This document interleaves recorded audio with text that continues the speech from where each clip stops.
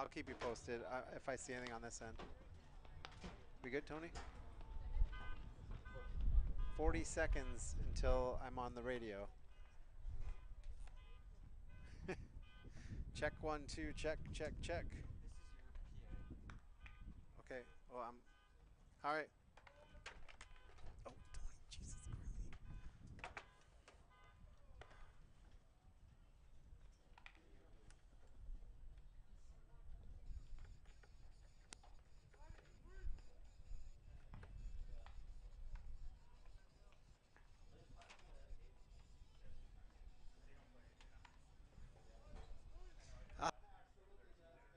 We're glad to be here, and we've got the Strikeout Diabetes game, so let's just get this one going as usual.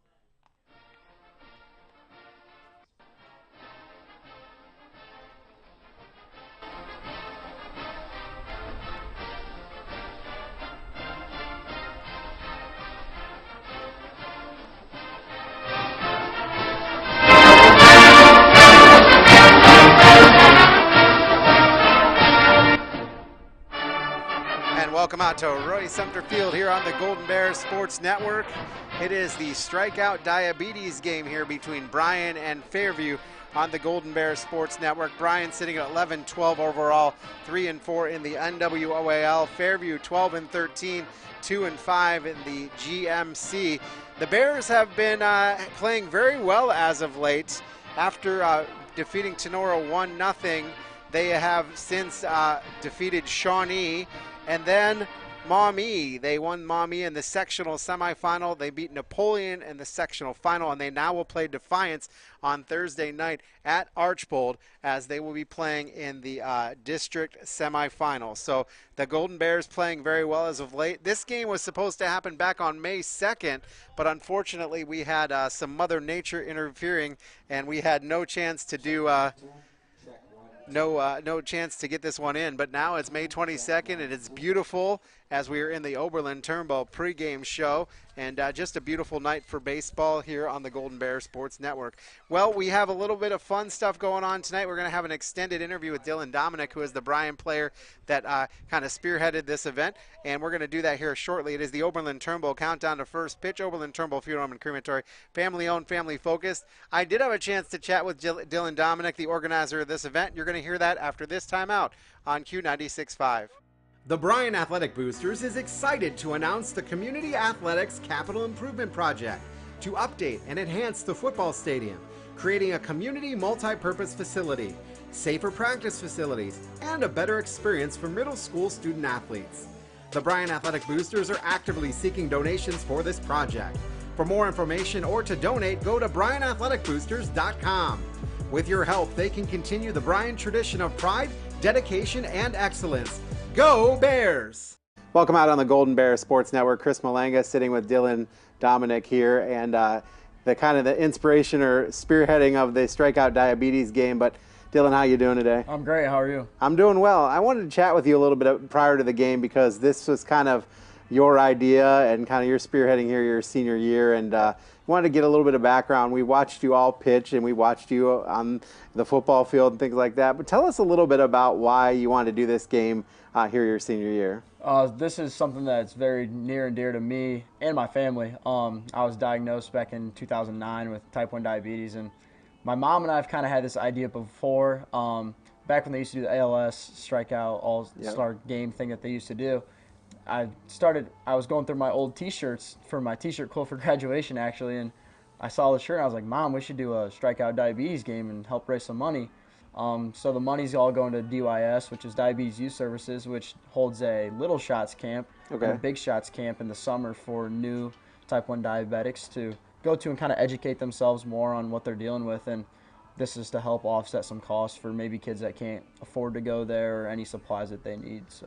All right, well, we'll talk more about what's actually going to be happening at this game, but first let's go back to when you first learned you had type 1 diabetes. How did you figure this out?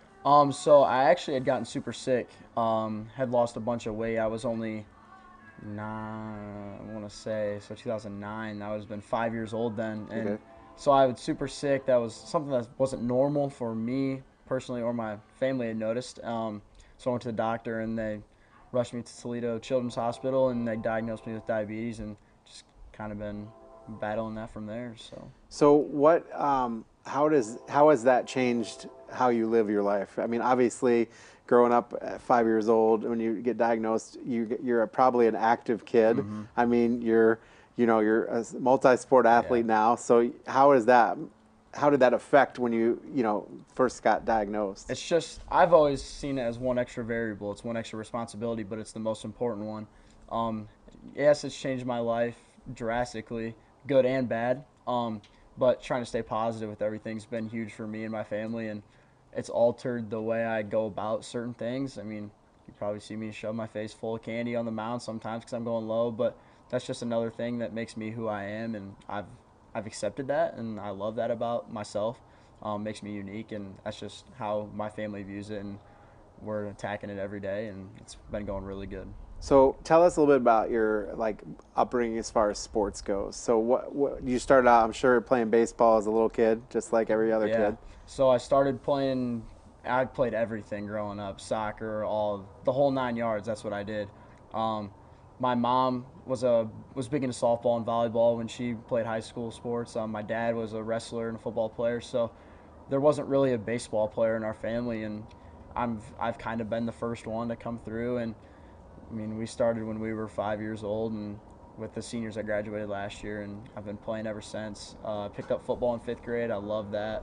Football is another one of my loves, but just being active, going to support my fellow classmates is something too that I just can't get away from it. And continuing to play in college just shows how much I love it. Absolutely. So how does being diabetic change the preparation for a game, or you talked about eating candy on the mound, or how does that change things? Because as you said, it's another variable that all the other kids don't have to deal with. You can only control it to a certain extent. I mean, your body's going to do things that your body's going to do because that's how it takes care of itself. But for me, it starts kind of the night before, making sure hydration's a big thing with managing those levels and making sure I'm eating the right things and staying on top of my insulin intake during the day. But you can only control it so much, and trying to control it as much as I can. It takes a group effort. I mean, my brother helps me in the dugout sometimes. The coaches are helping me. I got mom down the line talking to me about how I'm doing, making sure I'm level-headed. But a lot of it's responsibility on my behalf too, listening to my body. I'm old enough now that I've had it long enough that I can tell when I'm high and when I'm low. When something's not feeling right, my body lets me know, and I can listen to it. But it's, like you said, it's another variable, but doesn't change. It can affect my performance for sure, but the more I have a grasp on it and the more handle I have, the better. Are there certain things that you just can and can't, that you have to eat or can't eat, or are you pretty able to have a normal diet? I can have as normal as anybody else can, and that's another thing. Going back when we were talking about the upbringing of diabetes, my parents have not taken me away from anything. I'm as normal as anybody else on the field. I'm as normal as my classmates, my brother. I can eat whatever I want, but I have to make sure I give myself the correct amount of insulin. But definitely, like any other athlete, the better food you put into your body, the better the performance you'll have. Right. So eating the right things helps manage that too. Absolutely. So you're in a lot of sports, including football, which is a contact sport. Is there anything as you're going through there that you have to make umpires or officials aware of, or anything that you have to do a little bit differently as far as padding or things as you're playing because I'm assuming you have like a pump or whatever running. So I do have an insulin pump. During football, I don't wear it. The doctors recommend that I not wear it just because if it gets hit, it can break. But during baseball, I wear it every game. Because the more I can keep it on, the more regulated I stay. Sure. During football, I struggle with going high because I don't have my pump on my side. So when I go on for special teams or something like that, I pop it off, and then when I come back, I put it right back on. But a sport like baseball that's not as much contact, there's probably a 1 in 100 chance that the ball is going to hit it. It's going to hit it, and if it does, it does. It's happened. I've broken one in basketball my sophomore year. I fell on it and broke it. It's just part of dealing with it. But as far as like umpires and stuff like that go, not as many of them ask me about it as I would think. It's clearly visible on the white pants because I keep it in a black belt thing. Okay. But I think the other night I was going up to hit and it beeped and the umpire asked me. So I just explain it. And they're super understanding about it, which is nice. And if they do give me a little crap about it, I'll let the coaches take care of that. Yeah. But most of them are pretty understanding, which helps a lot. we're going to get back to the game in a minute, but I know that at least with Fairview, there's a student on Fairview that is also type 1. Do you come across that a lot among the opponents that you play? Are there a lot of people, or do many teams have people that are fighting this? Yeah, not that I know of. I'm fortunate that Brody's mom teaches here at the school with my mom, so I've kind of gotten to know Brody through that aspect of things. But I think I can only think of a handful of kids, even growing up playing, that I've run into. And if I do run into them, either my mom's friends with their mom on Facebook or something like that, or we have some sort of connection already, so I kind of know who they are. But not as many people that I would expect to see. But as I've grown up, there's been a lot more in the school, as we have multiple here, and they have a couple over there, which is cool to see that. And being an inspiration to those guys has been huge for me. Absolutely. I mean, when you first were diagnosed, you were going through, I mean, it sounds like your parents treated you just normal like any other kid. Like, it wasn't a special hardship or anything like that. Do you feel that was the case? Yeah, so like I said earlier, they were trying to make it as normal as possible for me, because at that age, it was tough with being different than somebody else. I didn't quite really understand what was going on at the time. But credit to my parents for ingraining it into my head that I'm no different than anybody else. And I try to keep that mindset every day, because it does give me hardships some days more than others, mentally and physically. But just trying to remember that I'm no different than the kid to my left or the kid to my right has been huge for me. And it's a huge credit to my parents for bringing me up that way, and to my brother and sister for helping me keep that mindset as well. Yeah. Now, you have a brother that has played varsity baseball with you a couple years now. What has it been like playing with him? You know, I mean, I'm sure there were plenty Carter Dillon battles in the yard as kids. Like, what does it mean to have him on this team with you? I think it's something we've dreamed of since we were 5, 6, 7 years old. Carter used to work out with my baseball team all the time, and we'd talk about it at home.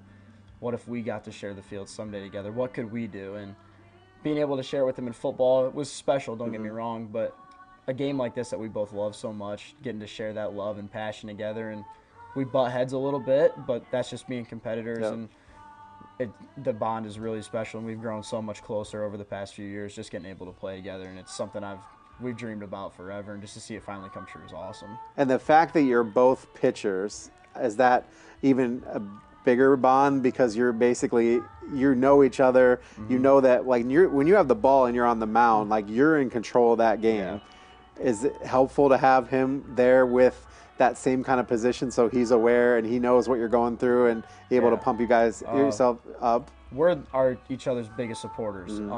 I can think of the game in Napoleon the other night when something would go wrong. I knew I could look back at him, and he was right there. He's on my side, and I think he would say the same for me. Sometimes my brain moves a little bit faster than his, so I'm thinking things that he's not thinking yet, and we butt heads about that. But again, that's just being competitive. He trusts his stuff, I trust my stuff, and I'm always there for him. Being up the middle right behind him, I know what pitch is called every time. So I'm thinking the things that he's thinking, and it's awesome. And that bond at home, we can talk about baseball all day, and I'm sure mom and dad get annoyed about it, but that's just how it is. But we've grown so much more closer, being from the pitching standpoint together, just thinking things, helping each other out in practice. If something needs tweaked or we see something, we can help each other out. It's truly awesome. We were joking during a couple of the games. There was one game we did out here that we broadcast where Carter had a rough game and he had 2 errors, and we were joking that, you know, that was might have been addressed by you at home about hey, you got to have my back. But then in the game against Napoleon, there was a ball hit that he made an amazing catch on, and it almost, like, we joked about making up for those. So it's kind of like that ups and downs, but as long as you stay true to one another, you're gonna be good. And he makes his mistakes, I make my mistakes behind him too. So he jumps me at home, I jump him at home. It's holding each other accountable. We talk about that every day at practice, holding each other accountable. And if he doesn't do that, that doesn't push me to get better. And if I don't do that, I don't feel that I'm pushing him to get better. So it's I'm sure mom and dad get sick of hearing it at home, but that's just how it is. And we're pretty good about forgetting about it once we're in the dugout and out of the dugout. Just it's part of the game. And as long as we're having fun and loving it, that's all that matters. Absolutely. Now let's talk about future plans. You know, we got graduation coming up in a little less than a week, and you're going to get to play baseball on the next level. Tell me about the recruitment process and how that all came about. I was super late to the recruitment process. I didn't really experience it until the summer going into my senior year. I'd always known that I wanted to play baseball. I had battled some injuries early on in high school, which kind of hindered that a little bit. But I got hooked up with a travel ball team that was coached by Coach Colin Parcher, who was a former coach here that's now at Napoleon, and he really helped me get out there. I pitched a couple tournaments for his travel ball team, and like that, I got a couple messages from some coaches and take some visits, and just showing everybody the same amount of attention, and then finally narrowing my decision down to Ohio Wesleyan was huge for me and something I'm very proud of, and I'm looking very forward to it. What led you to choose them? For me, a big thing was not just baseball, but education. I wanted to go somewhere where I knew that if something were to happen in the game, I'd get hurt or something like that, that I could get an education afterwards. Ohio Wesleyan was a perfect fit for me.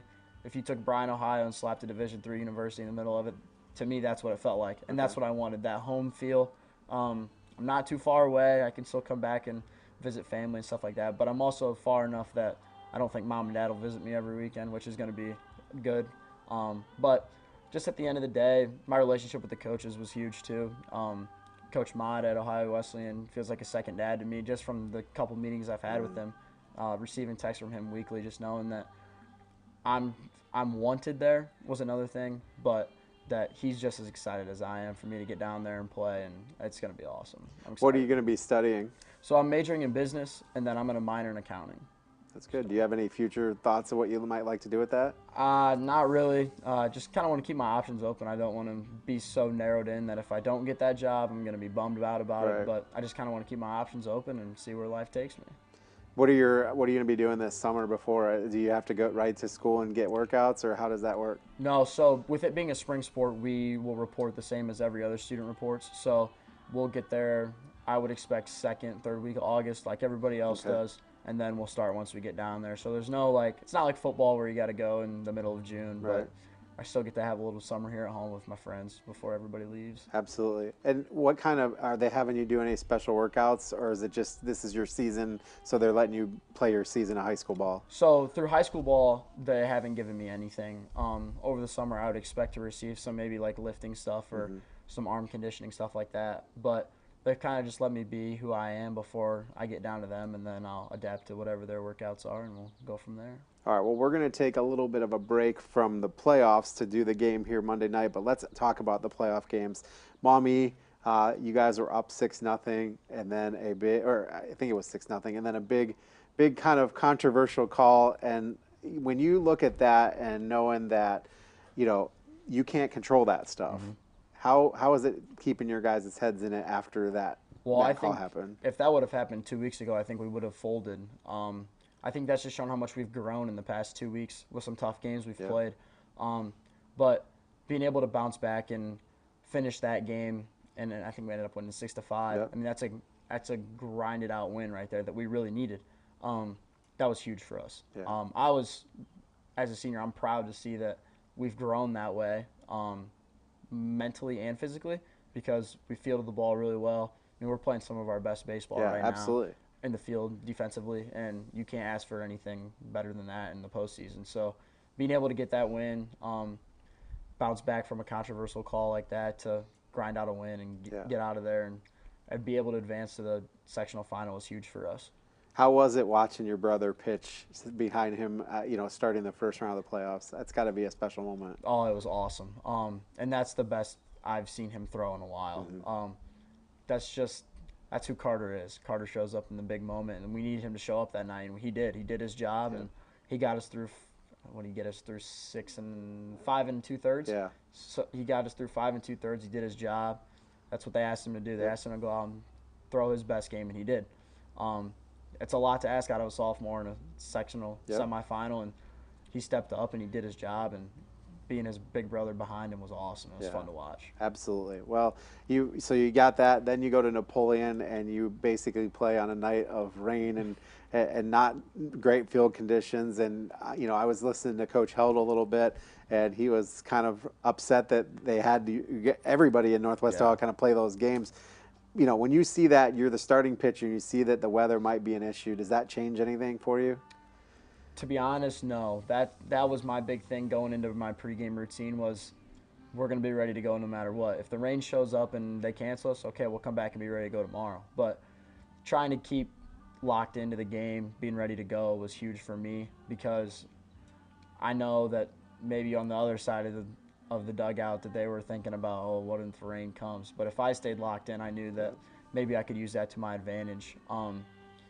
But that's just Northwest Ohio, right? Yep. I mean, you never know what you're going to get. Yeah. They call for sunny and 75. It might be 64 and snowing. Yep. You never know. Yep, exactly. But it was awesome. It was a great atmosphere. And a lot of people traveled. Yep. I was very surprised with the showing that we had there. Yeah. And it was awesome. It was a great game, and it was fun. And, you pitched a masterful game, and then Jace Kepler kind of helped you out there at the end there. Mm-hmm. I told him in the fifth, you just got to get us one run. Get us one run. We're playing really good defense right now.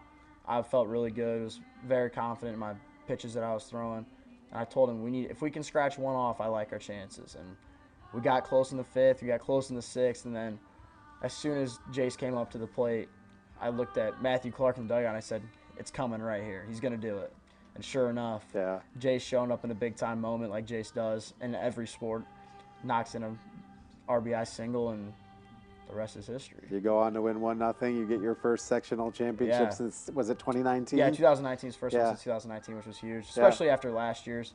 Yeah. We had the bye in the first round and kind of got knocked around a little bit in the sectional final. So coming back this year to finally get that was huge. And now you head on to districts. You're going to play at Archbold, which is a field you guys have played on much before. And you're going to face Defiance, a team that you have played before and you're really familiar with each other. And, what is the preparation for that go into knowing that you're going to play on Thursday? How is that prepared? My message has been, we got nothing to lose. Yep. All the pressure's on them.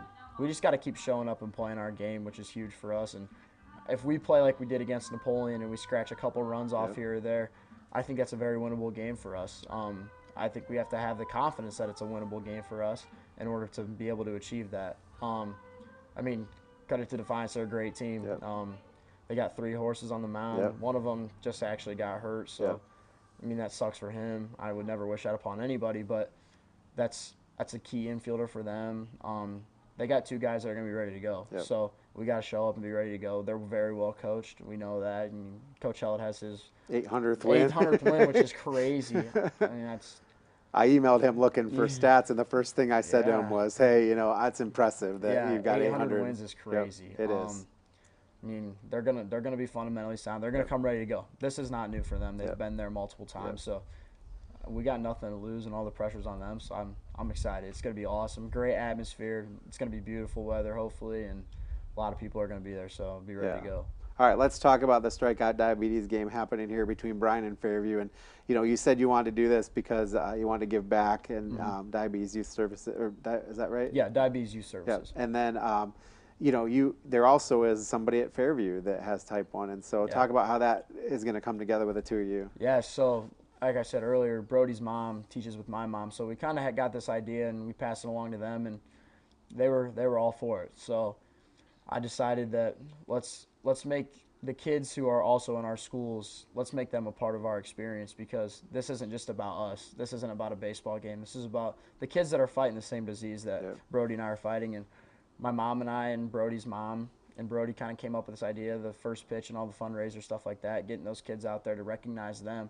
And the pieces have kind of just fallen together. I'd like to give a shout out to Mr. Keel for his flexibility with everything. He's done a really good job of helping my mom and I get this all set up and being really good. And Coach Walker's done his part with contacting Fairview's coach about all this, and it's come together really well, and we're hoping for a great turnout tomorrow night. So we're going to have a food truck from the State Bank. We've got raffles and giveaways.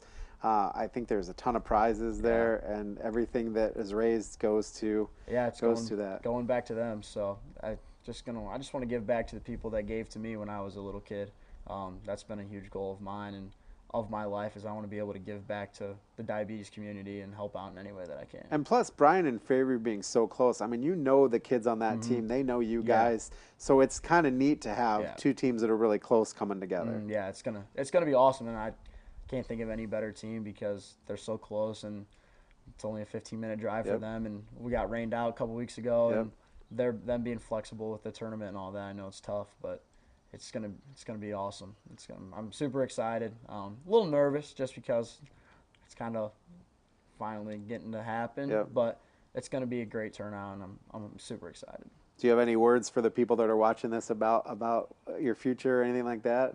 I don't think so. Just thanks for all the support over the years. I mean, it's crazy that we're finally nearing the end, but being able to go out on this note and do this for these people in this community and the diabetes community has been huge to me. So any support that you guys can give, it was greatly appreciated. And my family and Brody's family and the Retchers, they greatly appreciate it too. All right, well, Dylan, thanks for coming out and thank chatting you. with us, Thank and you. we appreciate that. We're going to miss you next year around here, Bryan, and we'll be watching you do good things. I'm sure I'll be back, don't worry. All right, Dylan Dominic, I'm Chris Malenga here on the Golden Bear Sports Network. We're going to take this time out. It's the Strikeout Diabetes here on the Golden Bear Sports Network. Welcome back out to Sumter Field, and we've got our first pitches coming today. Merritt Hahn. And Otto Proxmire. Along with Fairview Elementary student Emma Heschel-Swartz to throw out the ceremonial first pitch to Strikeout Diabetes. So we've got three kids from Bryan, Everett Ferguson, Merritt Hahn, and Otto Proxmire, and Fairview Elementary student Emma Heschel-Swartz that are all going to throw out the first pitches to Dylan Dominic, who's in charge of this event, and Brody Retcher, who is the kid from Fairview also fighting type 1 diabetes.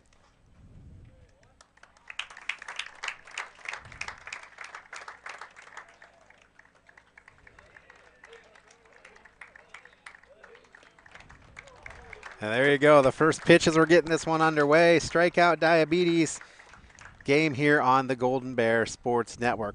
We're going to take a 30-second timeout as they take the field. Back after this on the Golden Bear Sports Network. I'm Tom Turnbull of Oberlin Turnbull Funeral Home and Crematory. Family owned, family focused, celebrating our 100th anniversary, 2022. It's great working with family. The relationship we have with one another allows us to focus on your family and help guide you through the planning process. We focus in on your family's needs to make sure that everything is done the way that you and your family want. Right now, our family wants a Golden Bear victory. Oberlin Turnbull Funeral Home and Crematory. Family owned, family focused. Back out on the Golden Bear Sports Network, Chris Malenga, Derek Hugg here with you. Let's take a look at our keys to the game here, sponsored by Carlin Company. The Carlin Company Realty and Auctioneers has been your hometown real estate company for over 45 years. They've consistently remained number one in Williams County and the surrounding area since 2007. Call us for all your real estate needs. First, look at the keys to the game for the Fairview Apaches. Yeah, we'll run through these quickly as Bryan takes the field. For Fairview, throw strikes. That's a key to any baseball game right there. And hit the baseball. And number 3, have fun. Fairview season in terms of their playoff hopes are over after the loss to Evergreen on Friday. So, they want to send their seniors out right. I don't know if they have any more games on the schedule, but have fun at this point in the season and try to go out and get a W. For Bryan, you want to maintain the momentum you had last week, right? You had a 3-0 week, beating Shawnee, Maumee, and Napoleon. So you want to keep that momentum going heading into a tournament game on Thursday. 2, you want to have quality at bats and be tough with 2 strikes. Put the ball in play. You want, again, piggybacking off of number 1, keep that momentum going, keep those good ABs going. And number 3, dominate the routine plays defensively. Make plays behind your pitcher and get outs. Yeah, absolutely. And it looks like, Bryan's going to be taking this game a little bit, I don't want to say more seriously, but they do still have something to play for this year. So maybe they're going to be fixing some little things for Defiance, tweaking some stuff too. Absolutely. And you're going to work on it defensively and at the plate, right? And that's not diminishing Aiden Pell's getting the start today, but you're running your horses out there. You're saving your horses in terms of Carter Dominic and Dylan Dominic for Thursday. So you really want to be sound defensively tonight, put some good ABs together, and keep, again, that momentum going into Thursday. All right, let's take a look at our lineups being sponsored by Yoder Mechanical and Custom Fabrications. First, the defensive lineup for the Bryan Golden Bears. Call Yoder Mechanical and Custom Fabrications for all your mechanical piping needs at 419-519-3111. The Bears will line up like this. It'll be pitching Aiden Pells, and he will be throwing to Tayson Dekrosh, the catcher. The first baseman is Joe Watson.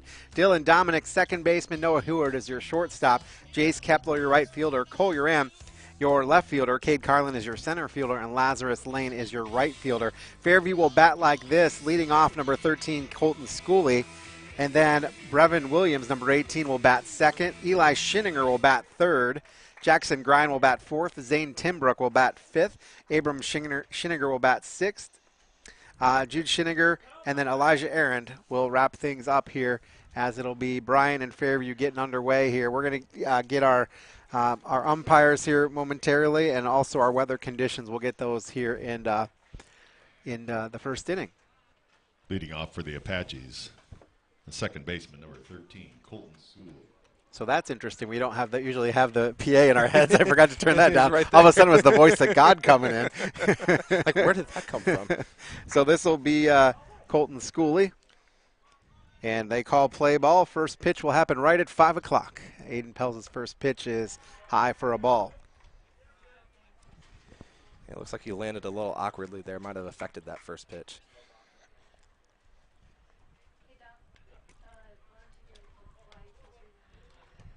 Our umpires today being brought to you by Tri-State Vision Center. Tri-State Vision Center has been serving the area since 1977. Contact us at either Bryan or Montpelier locations for all your eye care needs. And taking a look at our umpires today are Chris Fiddler and Steve Elwood. I believe Steve Elwood's behind the plate, and Chris Fiddler's the umpire out there. Yep. Yeah, had Steve for lots and lots of games, so very familiar with actually both these guys. Count is 2-1 on Schooley.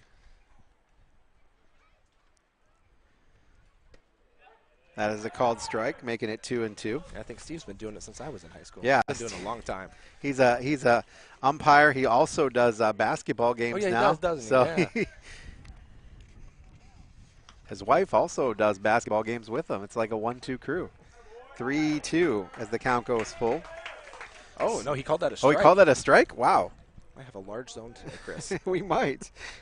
Okay, called strike 3. So that's one down here in the bottom or top of the first inning. That'll bring up Brevin Williams, the center fielder. Williams, I didn't even get a chance to get my batting averages and stuff out. Brevin Williams is batting .324 on the season with a .479 on-base percentage. First pitch to him is a strike.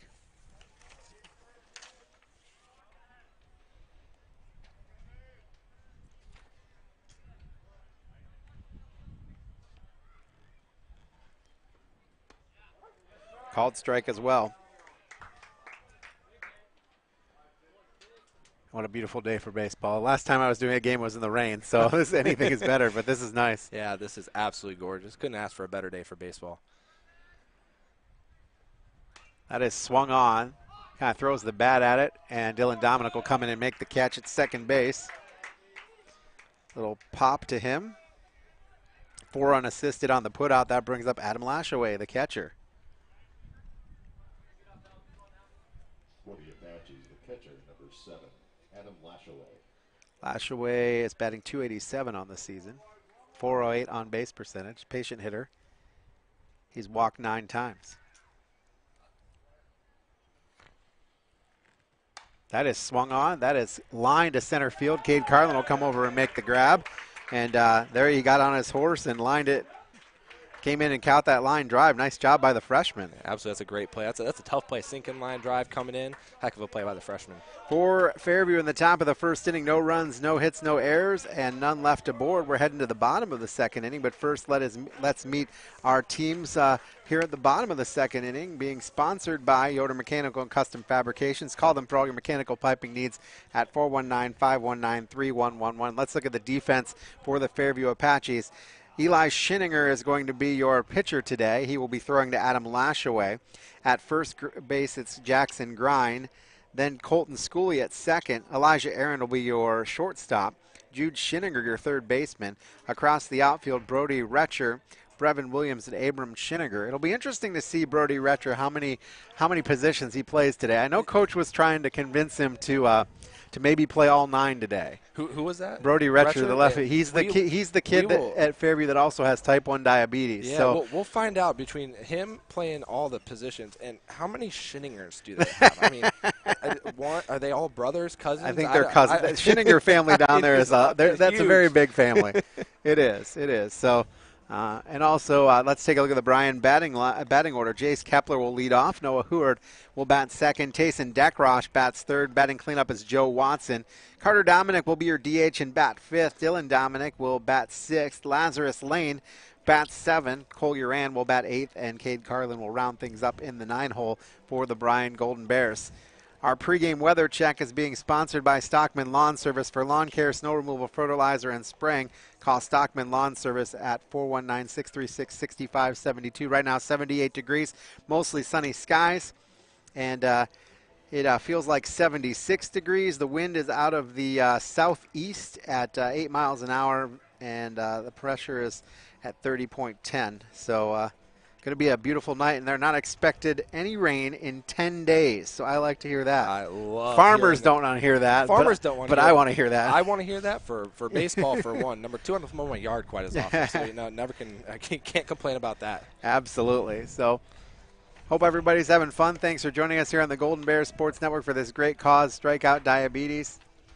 And hopefully there is a ton of money. I think I heard already they were $1,800 at least coming into today. That's awesome. Lots of free will offerings going on out there. You can get some raffle tickets. So if you're in the Bryan or Fairview area and want to come on out here to Sumter, there's food, there's fun, there's raffles, there's a chance to help out Diabetes Youth Services. So come on out and have some fun with us tonight. Yeah, I would say turn off the TV and the radio and stop listening to us and then come out here. Yeah. But, bring your headsets and listen. Absolutely. Listen. Absolutely. All right, so Jace Kepler will lead off. It's a little disconcerting seeing the Golden Bears in red. It was a little weird. I walked up and I knew they were going to be wearing red. It's like, oh, yeah, who's playing that? Did I come to the right field tonight? No.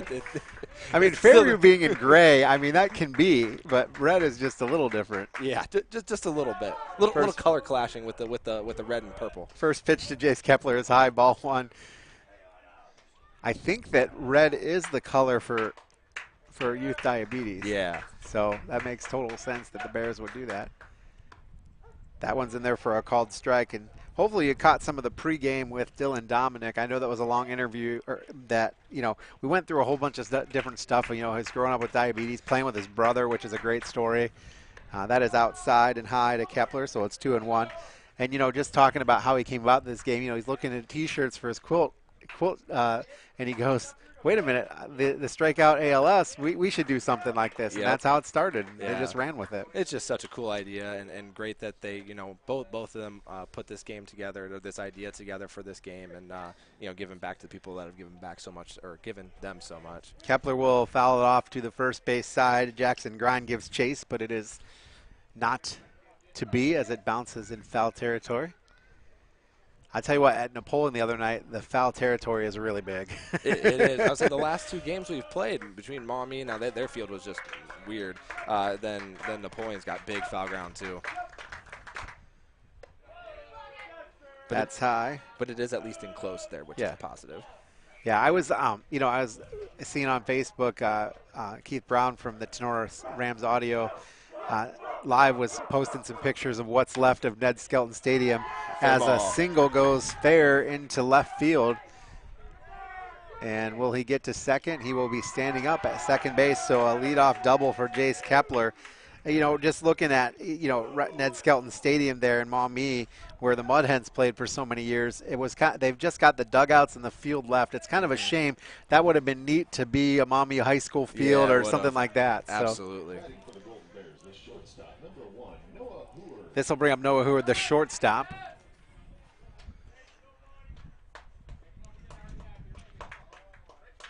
And, just looking at the keys to the game today, the Bryan is really focused, do well, and Fairview's like, have fun, get hits. Fun today. Which is good. It's good to play loose and have some fun. Absolutely.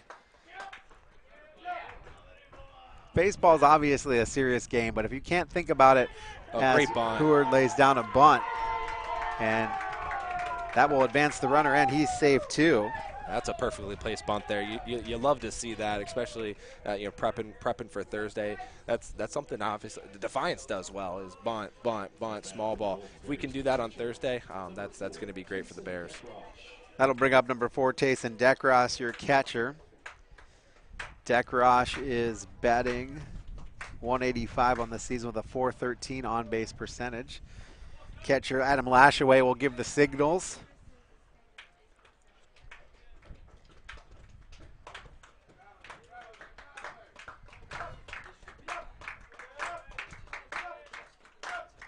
Schiniger will deliver. That is high. The runner goes down to second. and he will be there safely as Heward steals the base. So Heward at second, Kepler at first. Nobody out, bottom of the first inning. No score here between Bryan and Fairview. Eli Schinninger on the mound for the Apaches. As Derek mentioned, these teams will, the Bryan team will play Thursday night versus Defiance at Archbold in a district semifinal. As that pitch to outside. Dekrosh is outside. So 2-0. Yeah, this is. I think this is a big AB for Tayson here. You know, just maybe not having the season he would have liked. You know, still getting on base at a 4.13 clip, which speaks to his patience at the plate. But to really get him going ahead of the games coming up here would be really good for his confidence. That is high as well. That makes it 3-0. And of course, before Thursday, we've got the game Wednesday as the Lady Bears will be at New Regal in a regional semifinal. Back-to-back years in regionals. Yep. That's a heck of a team. I haven't caught much of them this year, and was watching caught the game on Saturday, listening to you guys and Thea Staten. She's incredible for a freshman. She is incredible, and it's funny because she went through the whole season, you know, kind of under the radar, and then she started picking up steam as far as people noticing her. All of a sudden, getting a lot of illegal pitches called, and that'll be a fair ball, and that will score 1. And Heward is making his way home, and 2 runs will come in as it's a 2 RBI single for Tayson Dekrosh. Yeah, that's a great swing there by Dekrosh, just going with the pitch, taking it the other way, and then knocking in 2 runs for us. But, yeah, a couple of times during the game, illegal pitches, so that's being watched a little bit. You start to have success, and then all of a sudden they're focusing on you a little bit. Yeah, they are. And you know, I'm not brushed up on my softball rules, so I'm not real sure what constitutes a legal or legal pitch or not there, but all looked fine to me. So I don't know any different. So, but really their whole team, you know, you go down the list of girls there that are fantastic for the Bears. They play sound, clean softball all the time. They're clean defensively. They put the ball in play, put it in hard. So all of them are having a fantastic year. Yep. I saw a couple honors there coming through for them. So it really shows in the league. And I think district honors came out for them too. Yep. Mason Welling comes in as a pinch runner for the Bears.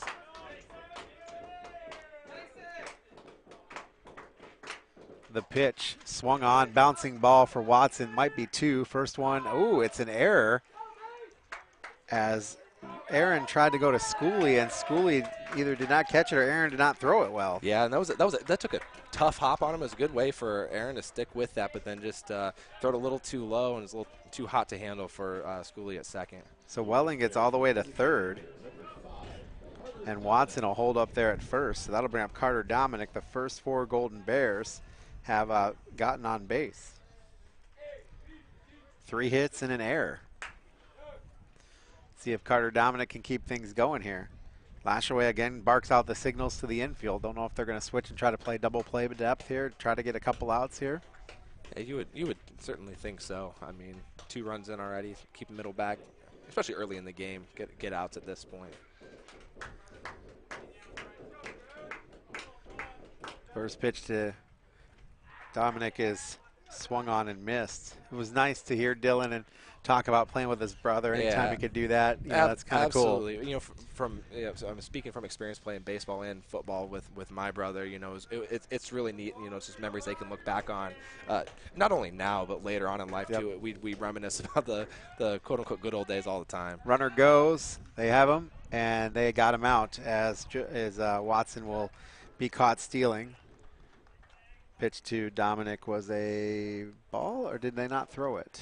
No, there was a pitch there. I missed. Yeah, I think it was. Yeah, they called a ball on that. Okay, I was gonna say that's what I thought. So Watson is out, caught stealing. 2-4 on the put out. That means Welling there with 1 out. Welling at third.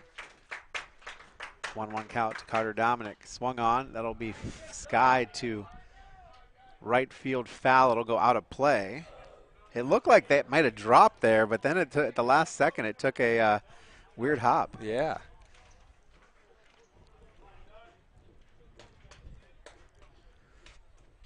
I have a feeling we're going to see a lot of different pitchers. There's already somebody warming up in the Apache bullpen. I think so, too.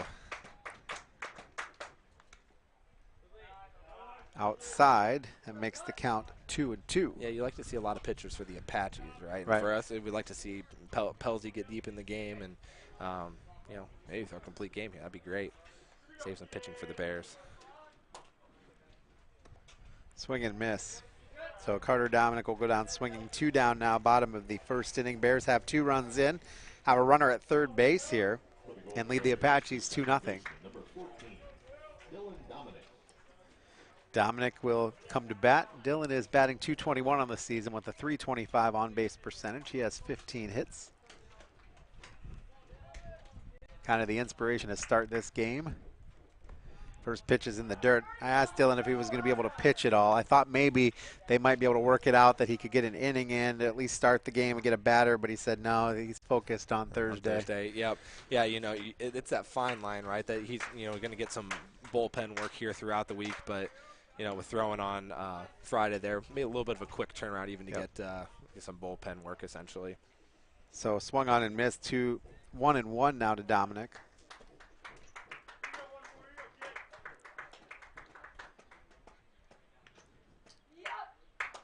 He looks the runner. Dominic's pitch is down low, makes it 2-1. What just an amazing story, diagnosed at 5 years old, able to play through all this, and now going to go play in college. Yeah, just absolutely incredible. It's just a testament to the kind of kid he is, his work ethic and everything. Dylan's just been phenomenal, taking everything in stride and just works his butt off. So testament to his work ethic for sure. That'll be a called strike on the outside corner. 2-2 to Dominic. If he gets on, Lazarus Lane would be next in order, but there's 2 down here in the bottom of the first. That is a called strike 3. So Dominic goes down looking, but the Bears do strike. 2 runs on 3 hits, 1 error, 1 left aboard. We are going to head to the top of the second inning when we return after this on the Golden Bear Sports. I wanted to learn the skills to get ahead in my career, and thanks to Northwest State, I'm well on my way to a great job with a local company. NSCC is my community's college. Contact our advising center today or stop by. Why do so many people travel to Jason East Automotive Services in Edgerton when they want their vehicles repaired? Because Dave Brown and Sam Bailey have over 60 years of experience fixing the problems that other mechanics couldn't. They work on all makes and models, and they specialize on imports. Recently, they have expanded their service area by almost 50%, and they've hired Eston Knerk to their staff. So if you have a vehicle, foreign or domestic, that you want fixed right the first time, take it to Jason Dietz Automotive Services on the east side of Edgerton. And the Ad Council. Back here at the strikeout diabetes game, the Bears take a 2-0 lead in the bottom of the first inning, and they lead Apaches 2-0, and we head to the top of the second. For the Apaches, they'll be the 4, 5, and 6 hitters. Eli Schinninger, I better say the first name since there's so many of them. Jackson Grine and Zane Timbrook. And, how cool is it being able to play a team that's close by for this? I mean, these guys know each other. I mean, they see them at church. They see them, it's kind of like even though you're rivals, it's your friendly rivals. Yeah, absolutely. You got that mutual respect, right? Because you know everyone. Like, yeah, you want to beat, you want to win the game, you want to beat the other team. But you got that friendly rivalry, that mutual respect for them, and what a cool way to do this with Fairview. It's awesome. All right, so this will bring up Eli Schinninger, the pitcher. First pitch to him is popped up. Coming in and making the grab is Jace Kepler. So 1 away. Just a beautiful night for baseball. I just can't get over this weather right now. I know, it's absolutely perfect. Couldn't ask for better weather. Much better than it was on May 2nd. Yes, yes, that's for dang sure. This will bring up Jackson Grine, the first baseman. Grine batting .384 on the season with a .533 on-base percentage, so means half the time he gets on base. Yeah, he's a good hitter.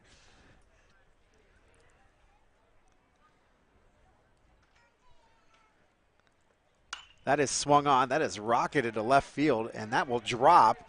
Giving chase is Cole Uran, but he's going to get a double out of this one for sure. It's a stand-up double, although I do have to say Cole got it in pretty quickly. Yeah, he did. Yeah, no, that was a good relay there. from your end into Noah, who were there. All right, so Grimes now at second, 1 down, and that'll bring up Zane Timbrook, the designated hitter.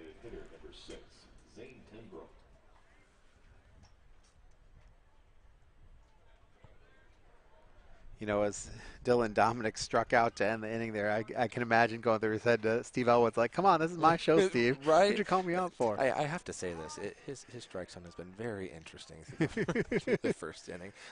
I'm not sure right now. Ball 1 to Timbrook.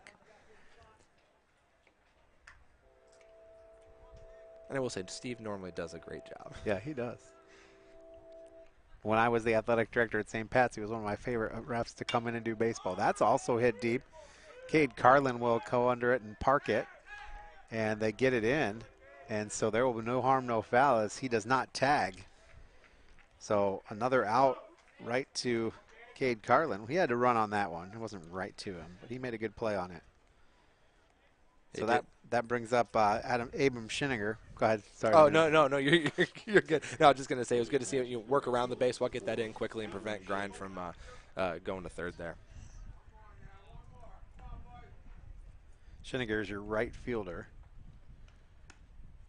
First pitch to him outside, ball 1. Schinninger batting .302 on the season, a .451 on base percentage. He has 15 hits, on the 25 hits,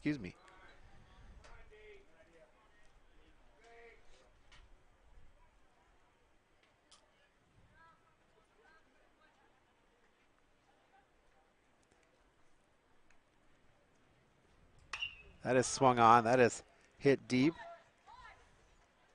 Coming over and making the grab is Cade Carlin. Picking on Cade Carlin out there, and so far the freshman is passing the test. Absolutely. For Fairview.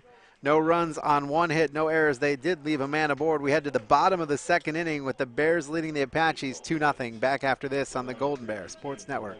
Here at the Williams County Veteran Service Office, our mission is plain and simple. We are here to serve our local Williams County veterans and their dependents. We are staffed with trained service officers who have the compassion and understanding to assist their fellow veterans in obtaining all federal and state benefits that they have earned. Additionally, we provide emergency financial assistance and transportation to VA medical centers. So if you're a veteran or a dependent of a veteran, stop in today and see how we can help you at the Williams County Veteran Service Office. Best of luck in this game. Back out at Sumter Field, Chris Malenga, Derek Hugg here with you, and Bears lead the Apaches 2-0. Bears, of course, played Defiance, and we got noticed our cameraman, Don Malenga, noticed we got some Defiance coaches there taking this game in. Taking in the game today, seeing, obviously they're familiar with the Bears, but want to get a little extra scouting in before the game on Thursday. It's amazing, as you go deeper and deeper in the tournament. Obviously, you're at Archbold, a place where you have played before, and you're playing a team you've played before. But as you get deeper in, like at regionals, the Lady Bears are playing Talmadge, and there is not a ton of information on Talmadge out there. So to get everything around and have it ready is really challenging once you get that far. And we saw that a little bit with the basketball run. Yeah, no, absolutely. It's challenging from a coach's perspective because you're trying to figure out, okay, how are we going to attack hitters? How are we going to line up defensively, things like that. So you're just trying to gather as much as you can, try to get some tendencies, some things like that. And you may get that from a couple games. You just piece together what you can, and really at some point you just kind of just focus on what you do, what you do best, and I guess make teams. First pitch to Lazarus Lane, tags him, and he will go to the first base, hit by a pitch. That's been a couple of times for Laz this time. I don't know if I have that one. I don't think I have that on my stats here, but I know he's been hit multiple times. Yeah, no, hopefully it's just not in the same spot, right? Yeah. So bring up Cole Uran. Cole is batting .312 with a .470 on-base percentage. Earlier in the season, he was. Yeah, absolutely. Cole does hit for power when he hits. Yes, he does. Yeah, no, he's a big, strong kid. So and he's fast too. So when he gets a hold of that thing goes outside. Yeah, I think that's something you like to see. Like, yeah, he can hit it for power, but that's something also nice.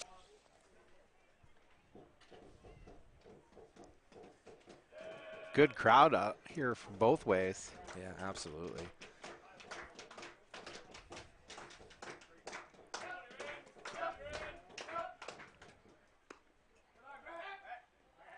Outside makes it 2-1.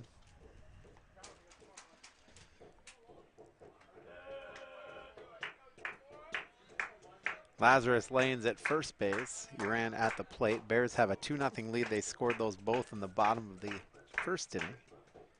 That is swung on. That'll go out to center field. Coming over and making the grab is Brevin Williams. So it is a fly out to center field, 8 unassisted on the putout. Lane will hold up at first, and that'll bring up Cade Carlin, your center fielder. Main Stop scoreboard shows 2-0. Main Stop's open when you need them. You're always near a main. Lane has stolen 3 bases this year. A bunt, it'll be foul.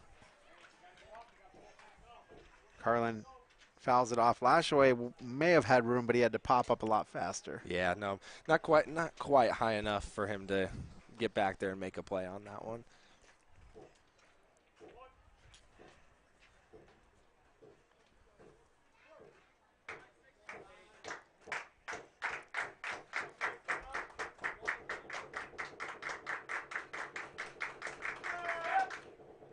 That is swung on.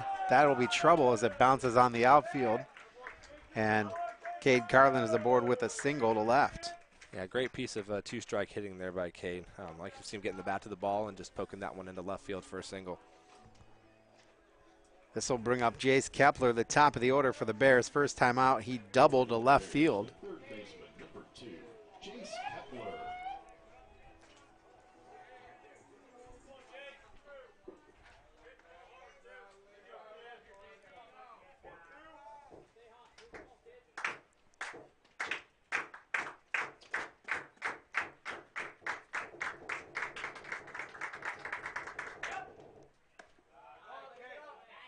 Outside or high, not sure there. Yeah, it might have been a little bit up there. Definitely not going to complain about that one. Schiniger looked back the runner for an awful long time.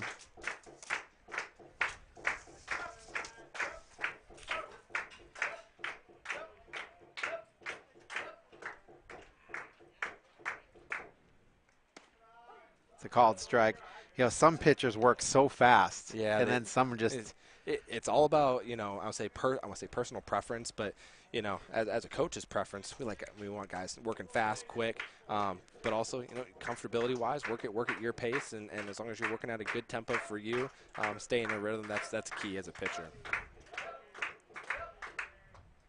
That is swung on and missed. Kepler has 2 strikes now on him.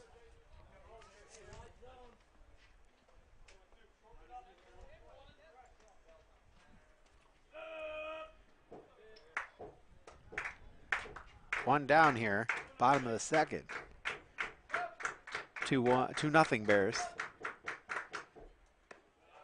High to Kepler, he splits it at 2 apiece. Almost all 2s across the board. Number 2, 2 balls, 2 strikes, but they're not 2 outs. And we do have 2 runs, so lots of 2s. There you go, lots of 2s. I'm trying to see in left field, is Brody Retcher still a left fielder, or have they changed him to another position? Hard to see with these uniforms not having numbers on the front. Yeah, it is. But they do have he is still out there. He just turned. He must have heard me. He's really hugging that line, though. If Jace gets a hold one in the gap here, could stretch it to a triple. That is a swing and a miss, so Kepler will go down swinging, and that'll be 2 down, and it brought up Noah Heward. Heward bunted on his first time up. 2 down now, bottom of the second inning. Lane at second, Carlin at first.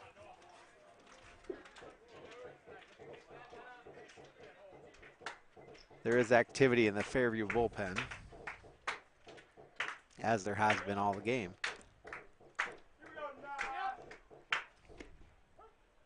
Called strike.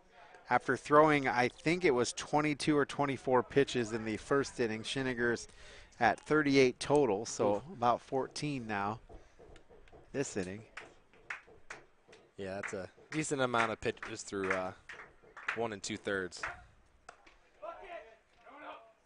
That is up high. That makes it 1-1. So Bears doing a nice job of working the count so far. Obviously, 4 hits, putting together some good ABs here.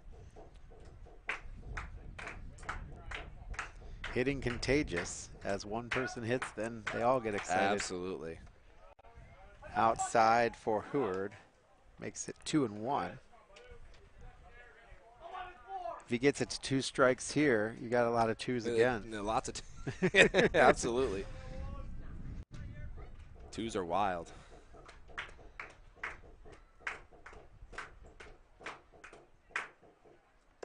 High. 3-1. It's just disconcerting to see the Bears in red. I'm just looking out there like I feel like I'm watching Hicksville and somebody right now. Or Hicksville, Hilltop, someone in red. That is swung on. That'll be popped up. This should be playable for the first baseman, and he makes it catch in foul territory. Jackson Grind will pop Heward out.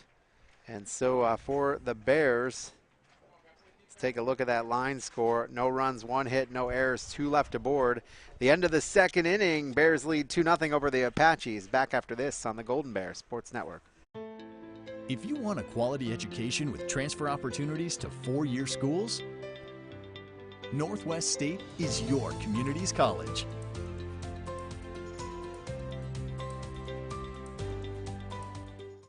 The Bryan Athletic Boosters is excited to announce the Community Athletics Capital Improvement Project to update and enhance the football stadium, creating a community multi-purpose facility, safer practice facilities, and a better experience for middle school student athletes. The Bryan Athletic Boosters are actively seeking donations for this project. For more information or to donate, go to BryanAthleticBoosters.com. With your help, they can continue the Bryan tradition of pride, dedication, and excellence. Go Bears! Plumbing and Heating. Back on the Golden Bear Sports Network, top of the third inning, 2-0. Bears lead over the Apaches. It is going to be Jude Schinninger, Elijah Aaron, and then the top of the order, Colton Schooley for the Apaches. Facing Aiden Pels, who's been pretty efficient through 2 innings, thrown just 16 total pitches. That's very efficient. It is. He's got 1 strikeout. He's given up 1 hit. Our strikeouts tonight being sponsored by Welling Construction. Welling Construction, a 3rd-generation family-owned general contractor. We specialize and pride ourselves in building quality custom homes, major renovation projects, and commercial work. Your vision, our expertise. Contact us at 419-636-3712.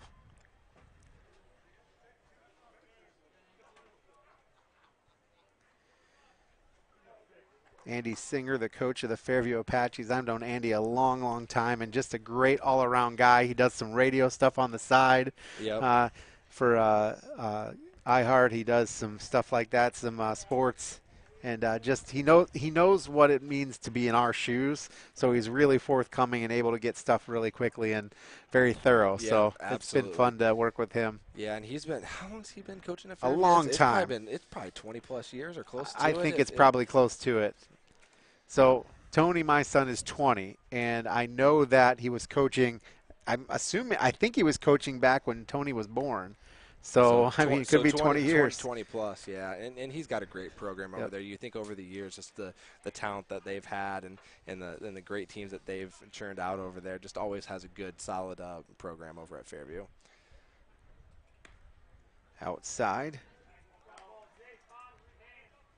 I think it's 3-1, but no, he didn't call that. He didn't call that strike. I guess that was ball 4. That looks pretty good to me. Okay, ball 4. All right, this brings up Elijah Aaron. Wow, they must have cleared the scoreboard that quickly. I was looking up there thinking they hadn't put anything on. Aaron is your 9 hitter. Let's see what he has to do. He is 274, excuse me. First pitch to him is a called strike. Schinninger's aboard with a walk. Nobody out here, top of the third inning. Main stop scoreboard shows 2-0 in favor of the Golden Bears.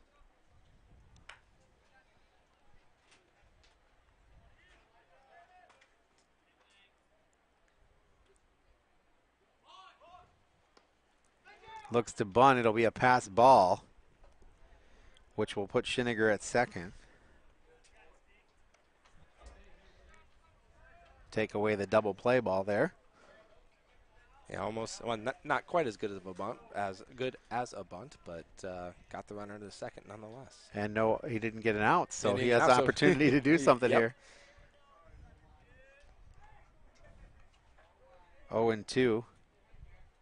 That is swung on, and that'll go into left field, bringing him around. Schiniger will score.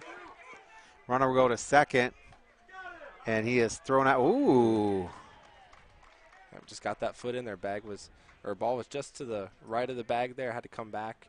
Well, would have been a good throw. Would have had him there at second. Okay, so Schiniger will score. Aaron hits a single. Let's score this out. Schiniger advances home, and then Aaron goes to second on the throw.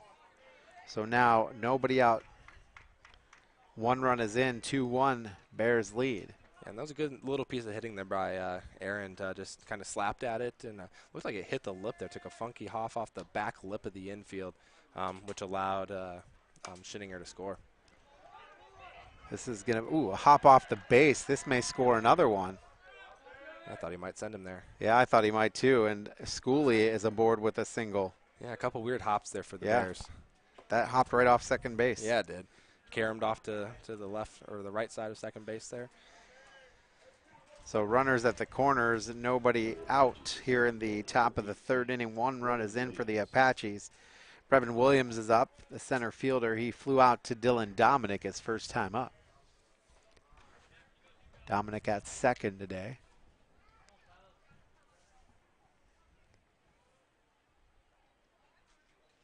Schooley goes. They try to foul it back. The foul, it is. It's going to be a triple play. It will be. If he gets him at first. Let's see if we can get him at first. He's not going to get him at first. But a double play. All right, let's see what happened there.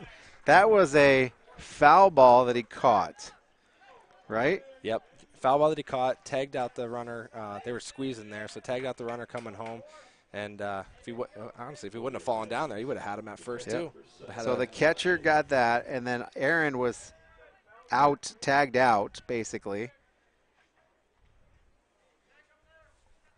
And then it was just the catcher unassisted, yeah, really. So an F1 and then one unassisted. And Schooley is held up at first. So 2 down now. Schooley at first. That would have been cool to see a triple play. Absolutely. So this is Adam Lashaway, your catcher. He lined out to Cade Carlin his first time up. Swing and a miss. Especially because triple plays that don't happen very often. Yeah, that's right. This situation doesn't always arise for them to happen. So that was almost a tailor-made triple play. Yeah. But a very nice play by Dekrosh there to pop up, catch that, and be heads up to tag him coming home. Well, interesting enough, with Schooley, I said he doesn't look like a kid that's going to steal, and then he took off. Yeah, yep. So he confused me there. Let's see. Schooley has 12 stolen base attempts, and he's got 11 of them out of 12. Efficient, too. That's in the dirt. And a nice block there by Dekrosh. 2-1 now.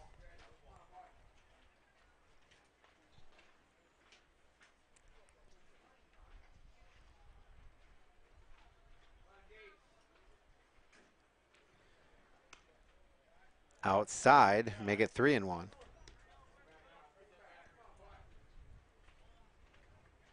Fairview had runners at the corners, nobody out, and ended up with runner at first, 2 outs.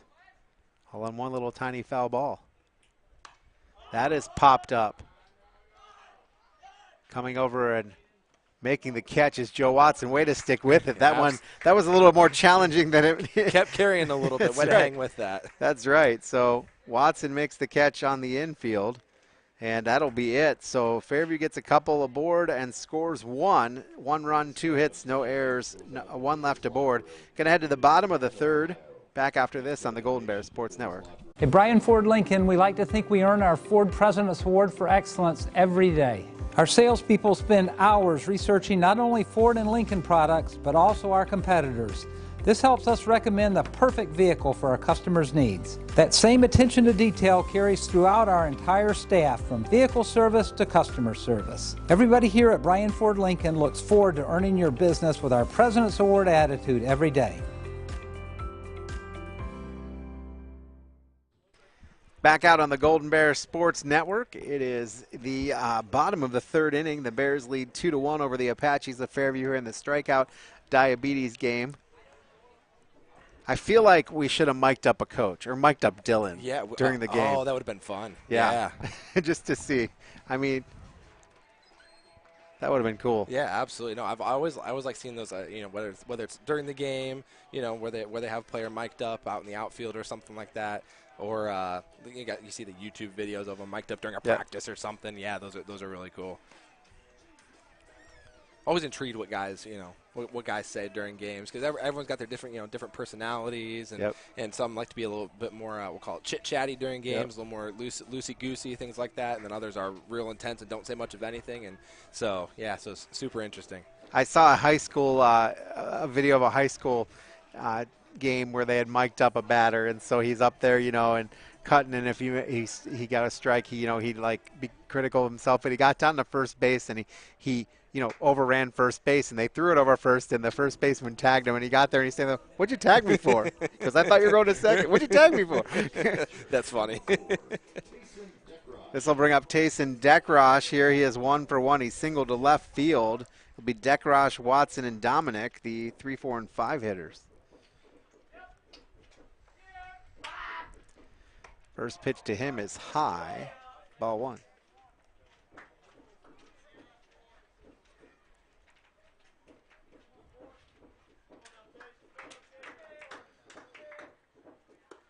And that's in the dirt. Ball 2.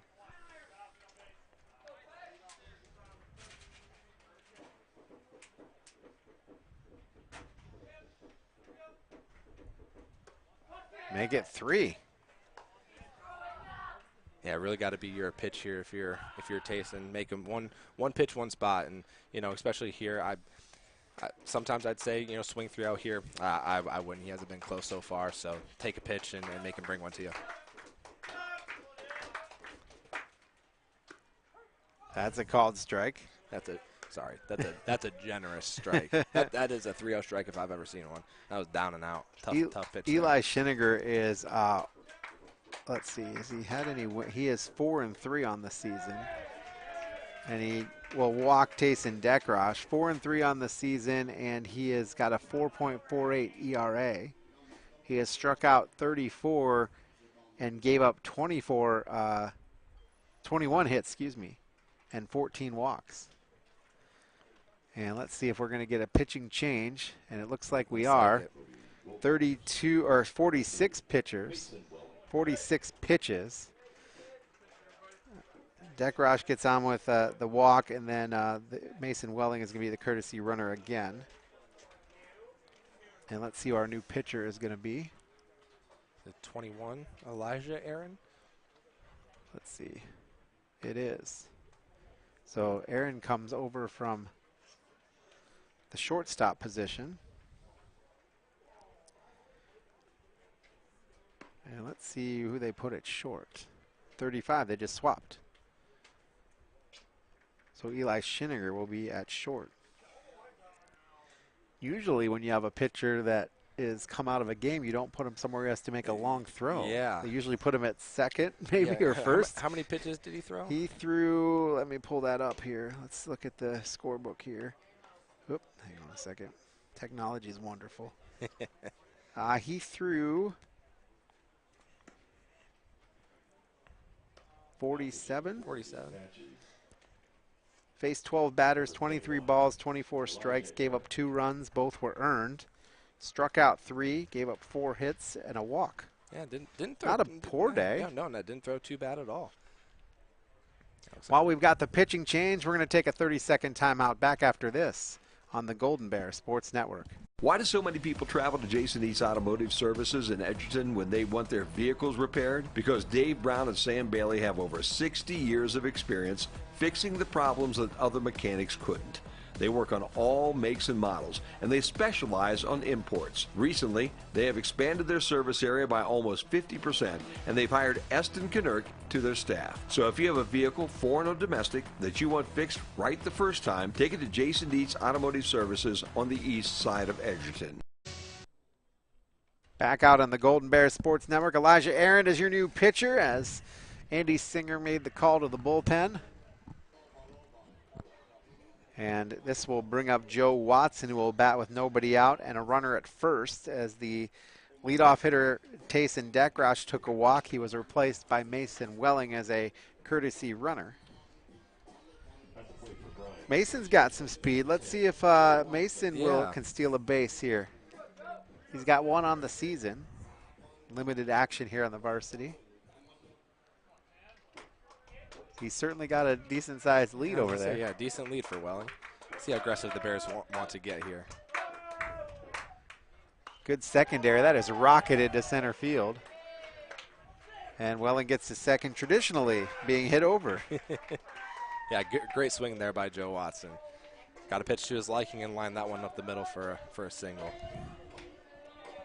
That came off the bat really hard. This will bring up Carter Dominic, the designated hitter. Carter struck out swinging his first time up. Dylan Dominic will follow.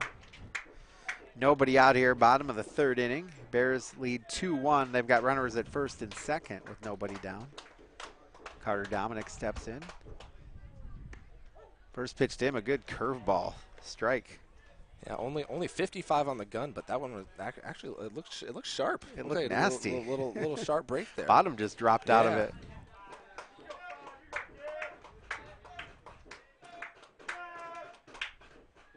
Little bunt laid down by Carter. It's going to go foul.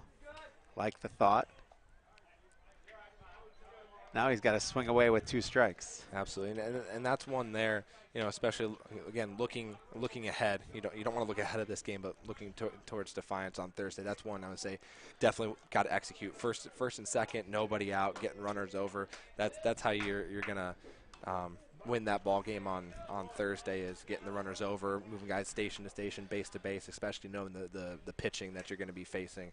On Thursday. I would say 3-headed monster, but it's 2-headed, yeah. I'll say 2-headed now. Braden Shaw unfortunately tore his labia. Yeah, unfortunate to hear that, and best wishes to him on a speedy recovery there. That is swung on and fouled back again by Carter. You know, you compete with Defiance. They're one of the class programs of Northwest Ohio. Mm-hmm. You know, you've got a coach, you've shared a coach, and you know. But you have respect for those guys, and you just never want to see a kid end his season like that. Yeah, in any sport, really. But never, and especially as a senior too. Yep. You know, kids had a fantastic year, and bouncing ball, and it is going to be safe. Everybody's safe as Carter speeds down to first. Schiniger had a little bit of trouble getting that one, but it was hard hit. I don't know. What do you think, single or air? I'd probably say air. No, well, he fielded it cleanly. Just didn't get it in time to second. I'd say that's a hit. All right, in play for a single. I was trying to remember what I saw. I was playing back in my mind what was going on. So Watson at second, Welling at third, Carter Dominic at first. Nobody out for Dylan Dominic. And first pitch to him is a called strike. He struck out looking his last time up on a interesting strike 3. Yeah, it was.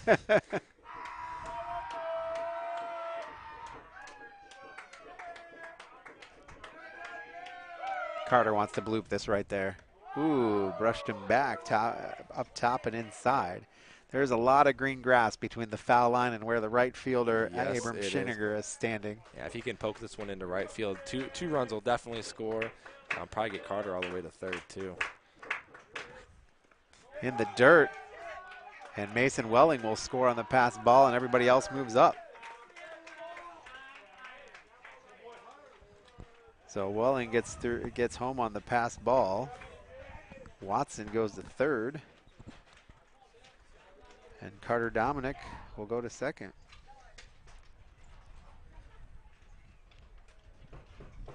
And Lashaway will go out to talk to his pitcher, Elijah Arendt.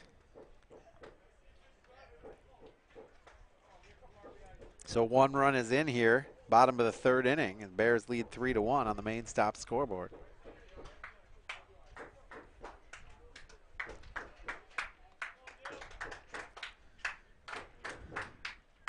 2-1 to Dominic, swung on, fouled back.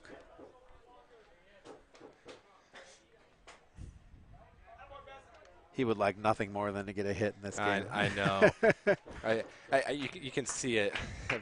not that he's pressing, but you can see I can tell he wants to get that hit. Yep.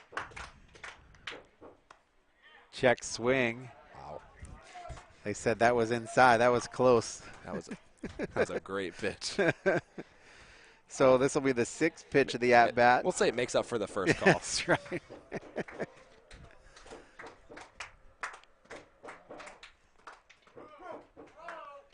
That's swung on. Dylan will launch that into center field, and that will bounce. That will score 2 runs. Dominic is on his way to second, where he will hold up. He walked right through the steal. He walked right through the sign, and he is out. Oh, he went right through the stop sign. He did. He said nope. he was thinking 3 out of the box. He saw where that ball was. He's like, I'm stretching this to a triple. Unfortunately, came up just short. So we're gonna say out, and it was the basic. Well, it was a single, a double that he got thrown out on the throw. Yep. At third. Double 2 RBIs and thrown out, trying to stretch that to a triple. Trying to show his blazing speed there.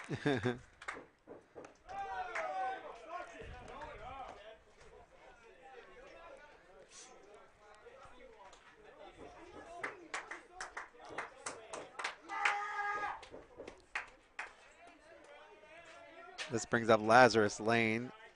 He was hit by a pitch his first time up. 1 ball, 1 strike already on him as I was getting that play put in.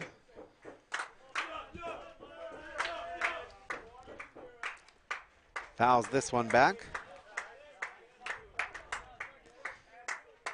That stop sign was on by Coach Walker, and he's like, yes, nope. It was. He was going no matter what. He's like, stop sign? I didn't see a stop sign. I thought it was that arm was waving. It wasn't up in the air. Well, we'll see what Coach Walk says about that after the game. I'm guessing against Defiance, he'd be a little bit more upset with it than. Maybe a little bit. Maybe just a little bit. Lane will pop it straight up. And it hits the top of the dugout. That's a great swing there, though, by Dylan. That's what you like to see. I mean, he was aggressive. He was on time. And even if those, against Defiance don't, eventually those will fall. Yep. Obviously it fell there, but those are good. Those are the, types of swings, types of hits that you want to have. 3 runs are in already. And Lane will take a high one to take it full. For Fairview, 1 run on 3 hits, 1 error, 2 left aboard. For the Bears, 5 runs on 7 hits, no errors, 3 left aboard. That is swung on. That'll be fair. Third baseman misplays it, though, and he is safe. So we're going to give him an error on the third baseman there. Yep, just didn't field it cleanly there. Then had struggled with the transfer, too, and couldn't get over to first base in time. This will bring up Cole Uran, who flew out to center fielder Brevin Williams his last time up. If you're joining us on BryanSports.com, thank you. If you're listening on Q96.5 as well. If you're watching the replay on WOSN, we appreciate it.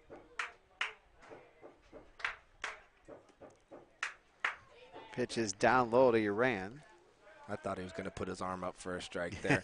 That's been a hit or miss one it has. all game.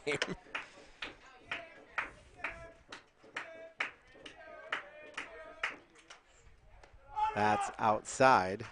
Makes it 2-0. I think that's the toughest thing as a hitter, too. I think all you ask for is if you're going to call 6 inches off or 2 inches off or whatever you're going to call, up, down, in, out, just be consistent. Right, so I know exactly. So I know what to hit here. They throw it down to first.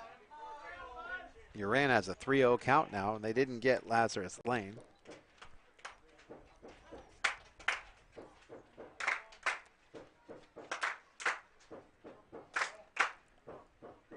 Lane thought about going, and 4-pitch walk to Collier-Ann, so Lane will just be able to trot down to second instead of having to run down there.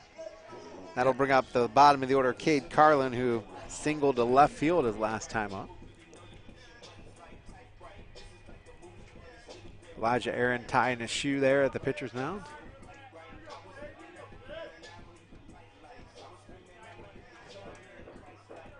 First and second, one out here, bottom of the third inning.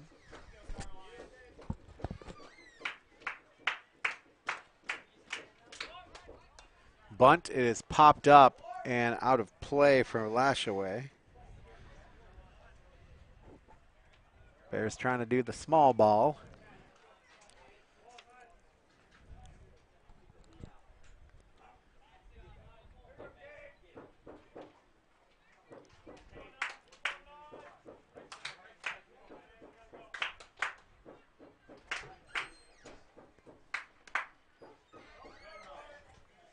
Did he call a strike there? He did. Yes, he did. Yeah, dropped right off the table there.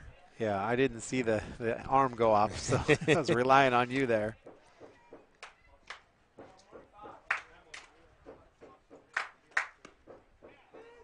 Called strike, so Carlin will go down swinging. Actually, it was swinging. He went around. Yeah, tried to hold up there, and it might have been a strike anyways. On the inner half there. This will bring up Jace Kepler. He lined a double to left field and then struck out his last time up.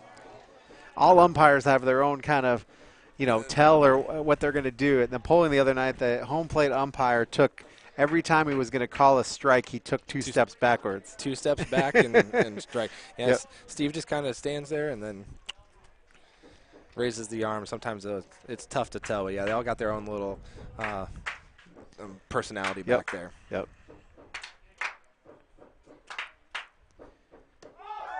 That is high. Makes it 1-1. 2 down here, bottom of the third inning. 3 runs are in. Bears lead 5-1.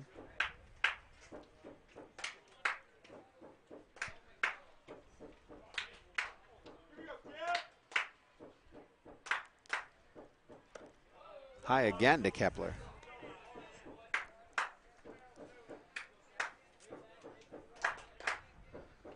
Lane and Uran just kind of comfortable there at the bases, taking a normal lead. Yeah. Yeah, nothing too crazy. 3-1. Fairview dugout thought they had that one. Yeah, they did not. Especially with 2 strikes, I don't think you want to see the runners take off here. You never want to make the last out at third. That is swung on. That'll be popped up foul. Making chase is the third baseman, but it's out. So it just is a long strike, and the count goes full to Kepler.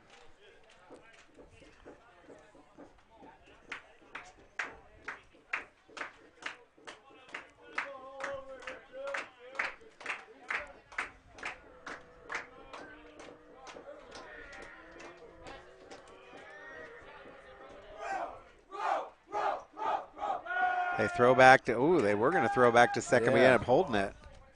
Especially a 3-2, maybe catch him leaning before he takes off.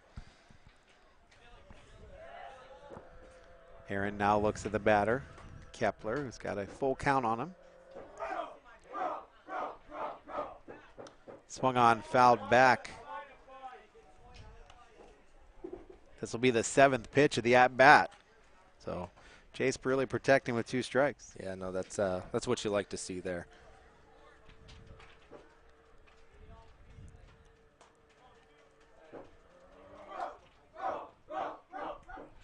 That is swung on, popped up again. And can't make the grab. Yeah, Lazarus and Cole are going to get their workouts there. They are. They keep just going halfway to the bag, back and forth, halfway and back and forth. But with Cole's speed at first base here, anything in the gap should score him here. Well, there's a very large gap as the second baseman is holding the runner on. That is swung on. That'll go foul. Second baseman is playing very close to the bag, which leaves a whole lot of dirt in between first and second. Yeah, if he goes backside here, going to be room to run for days. They're playing him to strictly pull here. at least across the infield. Called strike 3. So he goes down swinging for the Bears. 3 runs on 3 hits, 1 error, 2 left aboard. We head to the top of the 4th inning with the Bears leading 5-1. Back after this on the Golden Bear Sports Network. If you want a quality education that leads to great, endless opportunities for future success, Northwest State is your community's college.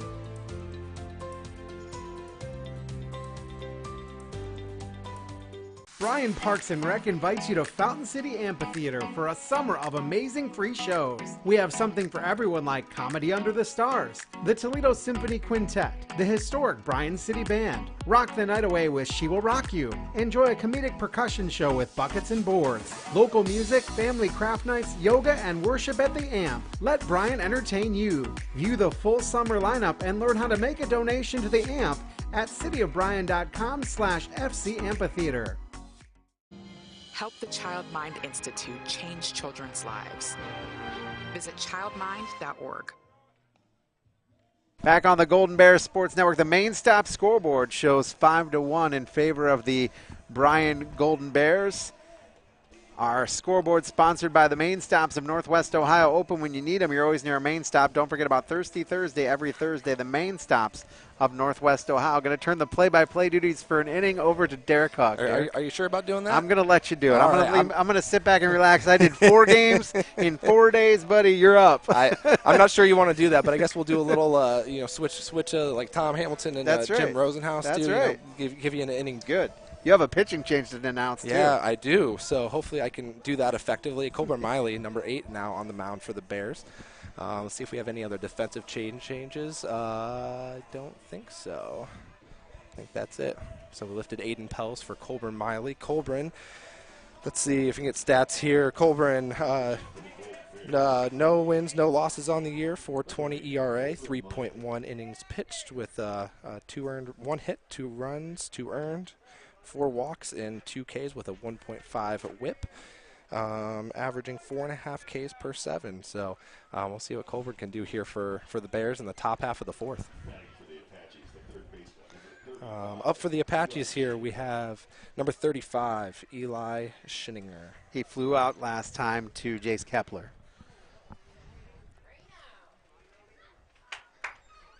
Miley sets. Winds and the pitch. High for ball 1.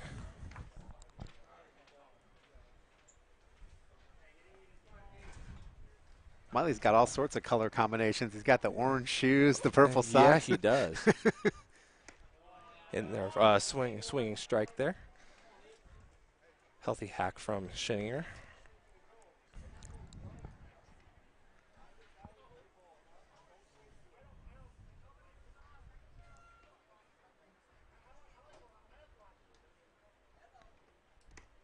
Down low for ball 2 in the dirt there. Nice block by Tayson Dekrosh.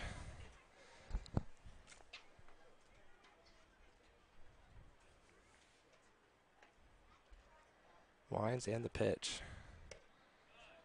Ooh, looked like it was a called strike at the knees, but just low. 3-1.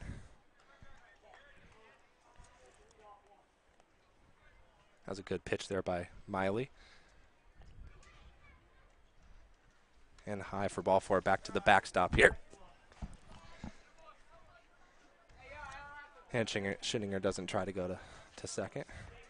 He can do that, though. Yep. He can.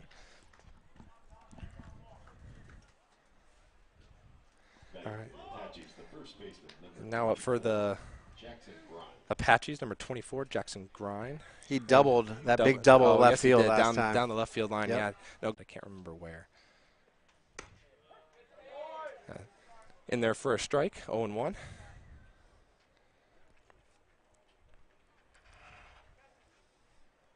Miley looks in for the sign. Checks out the runner at first. Decent lead for Schinninger at first. Ground ball to third. And gets past Kepler. Noah Heward there to back him up. Tough hop there for Jace.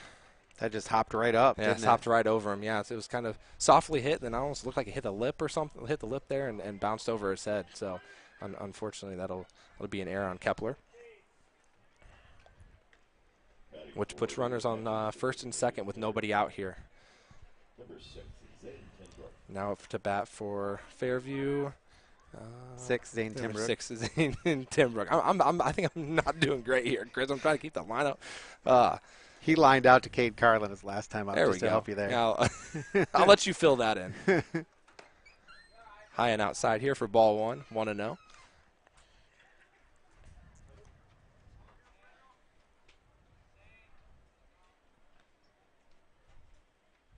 Miley steps off, regroups.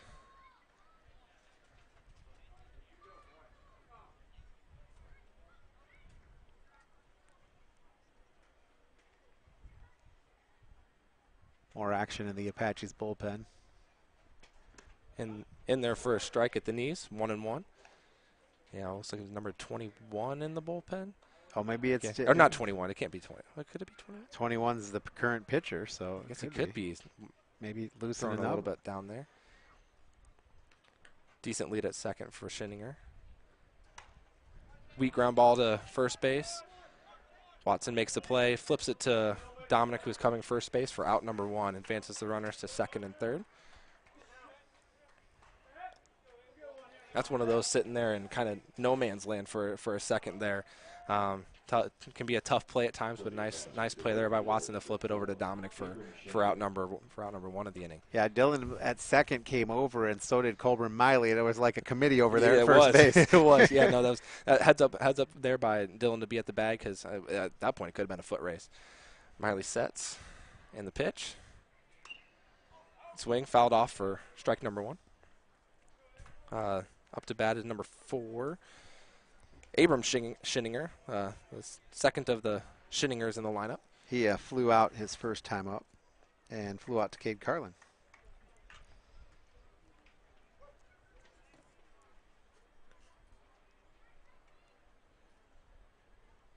Miley sets and the pitch.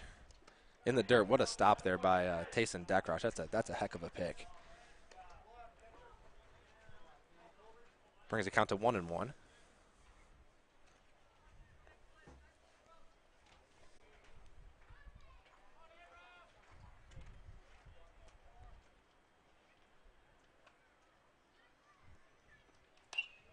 Fouled off behind the plate, 1-2.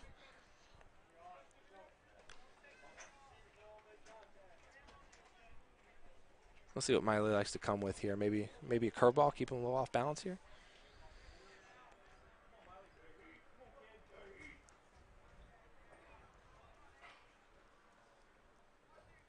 Miley sets, and the pitch.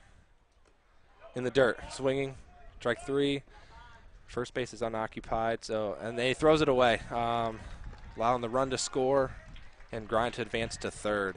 I don't know. At that point, don't you just want to hold that ball? Yeah. I know you want to get down to first, but even if it was a clean throw to first, it's going to get the runner at home over. Yeah, that's a tough one there. You know, you want to at least look the runner back to third, but yeah, that was just a tough scramble all the way around. You know, trying to get that ball and get it to first base. If he would have fielded that more, I would say cleanly, right, or picked it cleanly as a catcher there.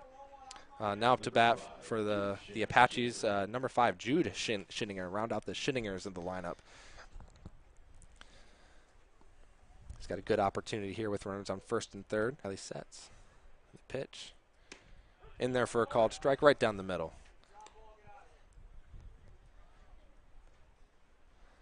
5-2 our score now. Bears with the lead. Fake steal there. He did. He faked. Yeah, confused there. 1-1 count. Wouldn't be surprised if he takes off with this pitch. Yeah. Got an extra half step there. Must have just snuck that hand in there.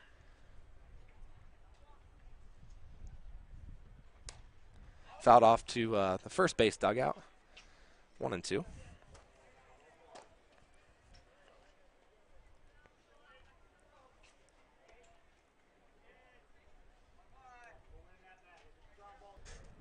Schinninger walked his first time up, by the way. I don't know that I said that. Yeah, I'm not sure. I can't remember now. And ropes a single up the middle, which will score Bryan, and puts runners on first and second now with one out.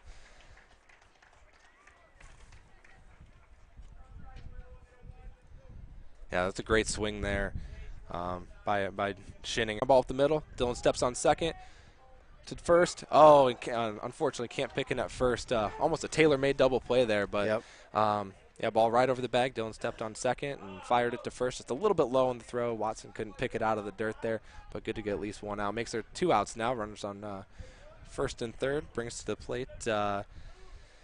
Number is this Colton? Back to the top. And Schooley has, what has he done? It's really keeping him busy this half. He is.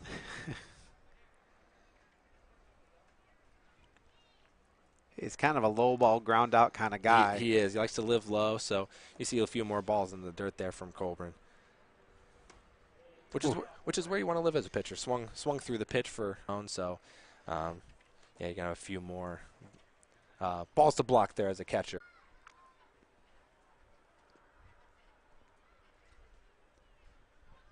In the pitch.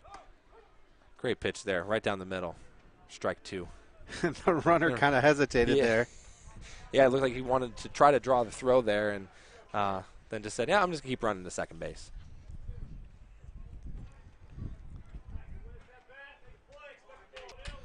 You even give that a stolen base? Technically it is. Technically it's a stolen base. Would you really consider it a stolen base if it wasn't technically a stolen base? Maybe not, but stolen base nonetheless. And the pitch down low.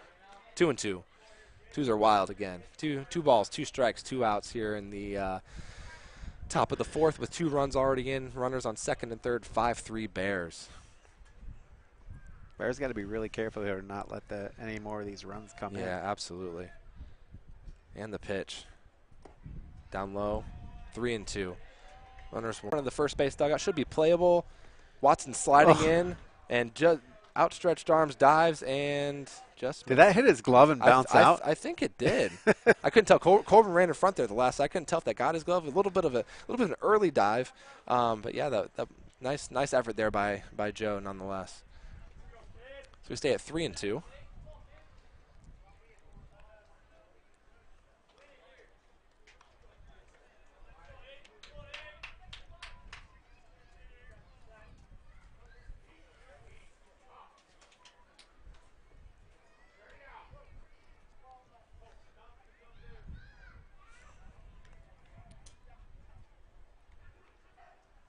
And the pitch. Down and out for ball 4. Ball 4. So now the bases are loaded. Williams, he's flown out twice. He flew out one time to Dylan Dominic, then popped out to the catcher.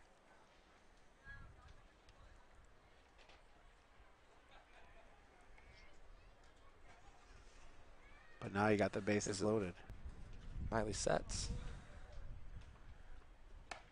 It's a little up for ball 2. 2-0.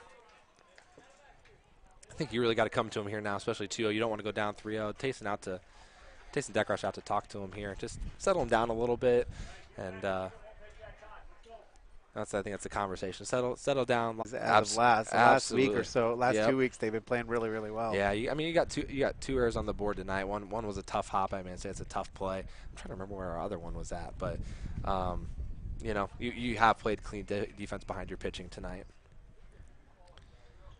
Yeah, really want to keep this at 5-3 here with the bases loaded.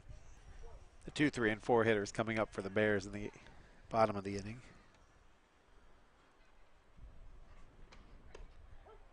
Right at the knees for strike 1. 2-1 now. Again, the score is 5-3 Bears. Bases loaded here in the top of the fourth. This would be Fairview's best opportunity to get some runs. Yeah, absolutely.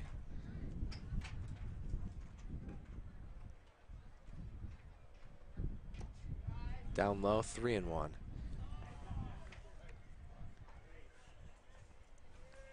There is activity in the Bryan bullpen. Looks like Landon Schilling up throwing for the Bears.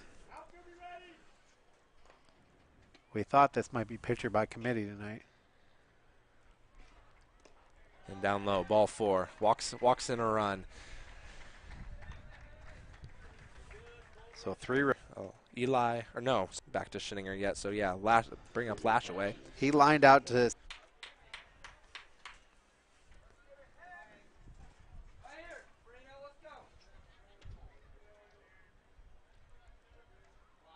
Miley sets in the pitch.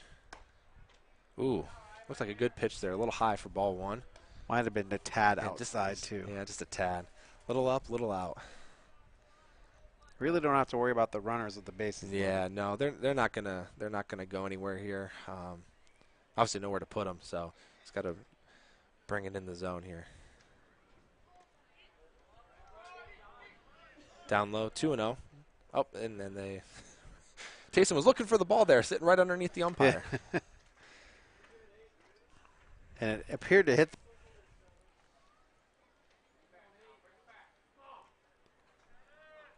Again, it's 5-4 Bears. Apache's threatening. Bases loaded. And the pitch. In their first strike, 2-1. That was a good pitch right there. Yeah, it's a great pitch. Right at the belt, outer half. Tough pitch there for Lashaway to be able to handle. It's a great pitch by Miley.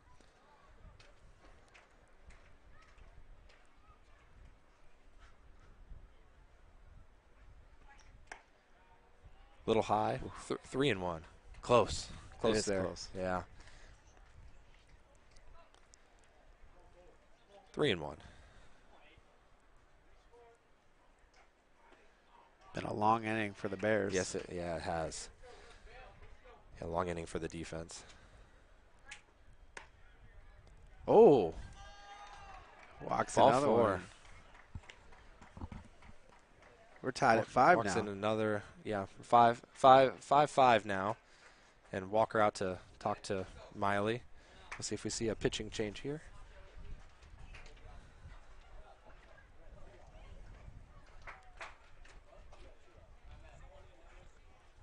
We are going to see a pitching change. It looks like we will. Number 13, Landon Schilling, in to pitch now for the Bears. All right, we're going to take a 30-second timeout while he gets acclimated to the situation, and we'll be back after this on the Golden Bear Sports Network. One thing that hasn't changed here at Bryan Ford Lincoln is our commitment to service. It's in everything we do. It's in our mission statement. Our kick back in our newly renovated service lounge or business center. We pick up and deliver throughout the local area at no charge. So the next time you need service on your Ford or competitive make vehicle, come out and see us at Bryan Ford Lincoln and see why we've earned Ford Motor Company's President's Award 7 times running. Best of luck in this game. Back on the Golden Bear Sports Network. Good crowd out here at Sumter Field and enjoying the festivities, but what they might not be enjoying is a 5-5 tie now between Bryan and Fairview. Yeah, no, you're up 5-1 at the start of that half inning, and all around the zone there for Colburn.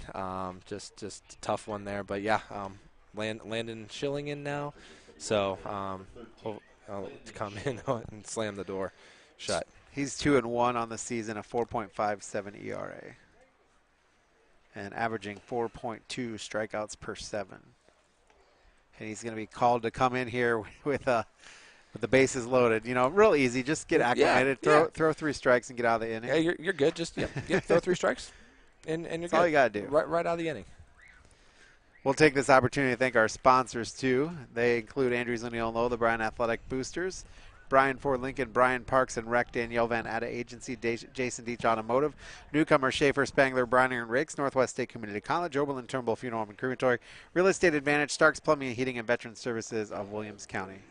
Yep, this will bring up with the walk that'll bring, and the pitching change will bring up Eli Schinninger, number 35. Shortstop, he flew out to third base his first time up. He's also walked today. And he's put together a couple of good ABs today. In the pitch. Down low for ball 1.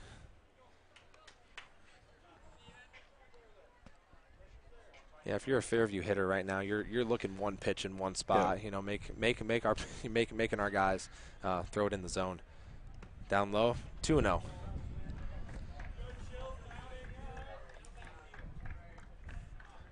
If you're those Defiance coaches over there kind of scouting things, what are you seeing right now? Yeah, you're seeing a couple guys that that have thrown only a handful of innings for us, and nothing discredit any of them. They're the guys that won't be. And this one's lined through the right side.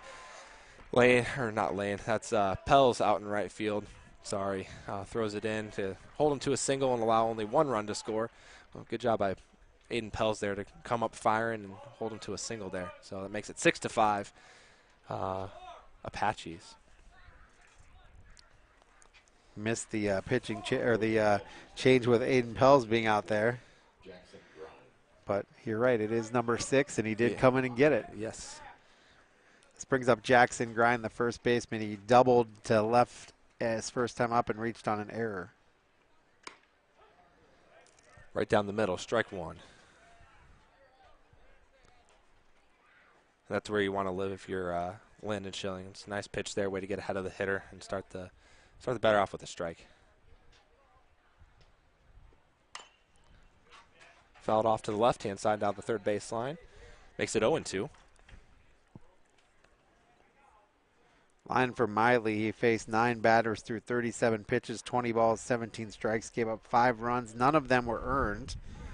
A strikeout and a hit and 4 walks. And that's a good miss there. It's a little up and out, makes it 1-2. Looks like Miley staying in the game in left field as well. So Miley in left, Pels in right. Carlin is still your center fielder here. Same across the infield as well. Fisted to third base. Kepler charging on the run. Throws it. Nice pick by Watson at first for out number 3. Nice play there by Kepler to come in, make the throw on the run, and a heck of a pick there by Joe Watson to get out of that inning. That takes us to score 6-5. So it was 5-1 or 5 runs, 2 hits, 1 error, 3 left of order. That's what I was trying to say. I couldn't spit it out. It'll be the 2, 3, and 4 hitters when we come back after this on the Golden Bear Sports Network. Why do so many people travel to Jason East Automotive Services in Edgerton when they want their vehicles repaired? Because Dave Brown and Sam Bailey have over 60 years of experience fixing the problems that other mechanics couldn't. They work on all makes and models, and they specialize on imports. Recently, they have expanded their service area by almost 50%, and they've hired Eston Knurk to their staff. So if you have a vehicle, foreign or domestic, that you want fixed right the first time, take it to Jason Dietz Automotive Services on the east side of Edgerton. Back on the Golden Bear Sports Network. It is the bottom of the 4th inning, 6-5 Fairview leads. Yeah, no, that was a great half by Fairview there. You know, you're down 5-1 and you answer with 5 runs in the top half of the inning. Now go down to our PA real quick. The winners, if you can just come down here by the third base dugout, we've got your baskets ready for you. The Amy first Dominic, was a large Bryan basket. and she said that I believe that we're up to $3,400. Wow, that's awesome. Yeah. The winner of that is Mary Dominic. Oh, they're just doing winners here, so. The next one is the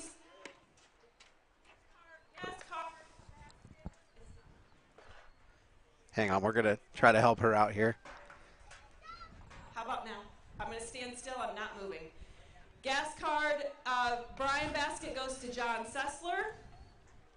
Number 3 was the Bear wooden art piece that goes to Cully Gordon. The first baseball mat and door stand t-shirt basket, that goes to Amy Welling. The wooden feather piece, Cully Gordon again. He's going home with both wood pieces. The next baseball mat and door hanger is Emily Bassett. The large Fairview, small Fairview gas card gift basket is Faye Retcher. And last but not least, the large Fairview spirit basket goes to Molly S. Thank you again to everyone, and we'll do 50-50 next. So lots of good winners and lots of money raised for a great cause. Yeah, no, that's fantastic, and you love to see that. Everyone supporting, it's fantastic. All right, so bring down now here in the bottom half of the 4th. You got the 3, 4, 5 hitters for Bryan. Leading off is Tayson Dekrosh, and he has. Well, Noah Heward. No, sorry, Noah Heward. I get ahead of myself. 2, 3, 4. I'm sorry. I thought we were at 3, 4, 5. 2, 3, 4. Noah Heward. My apologies. So no Heward up to bat. I sprung this on you. I didn't give you time to prepare. Bunts, he bunted and reached, and then he flew out into foul territory on the left first base side. I'm gonna get fired before I ever get started. Nah. In there. Oh, that was not a strike. No. 1-0. Wow. 1-0. Looked like a good pitch there. A couple of those today. I'm just trying to figure out his strikes, and I don't know what it is. and that one's a strike in there for a strike. 1-1 count now. I'll have to have a conversation with Steve after the game. Consistency is key, as we always say. Absolutely.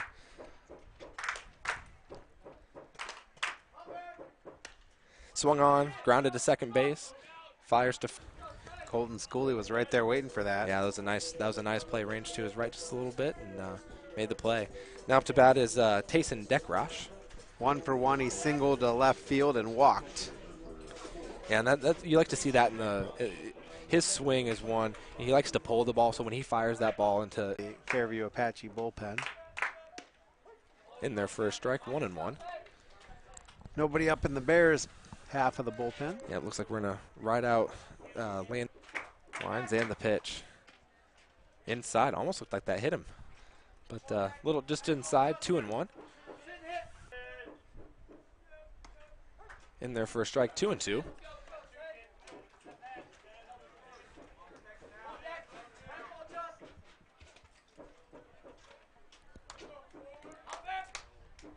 Winds and the pitch.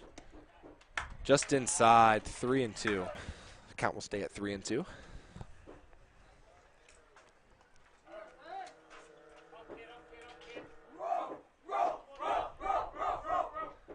Swung on and missed. Strike 3. Be 2 outs now.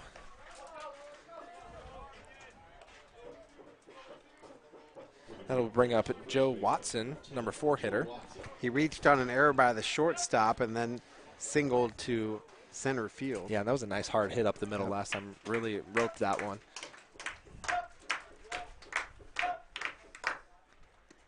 Curveball in there for a strike.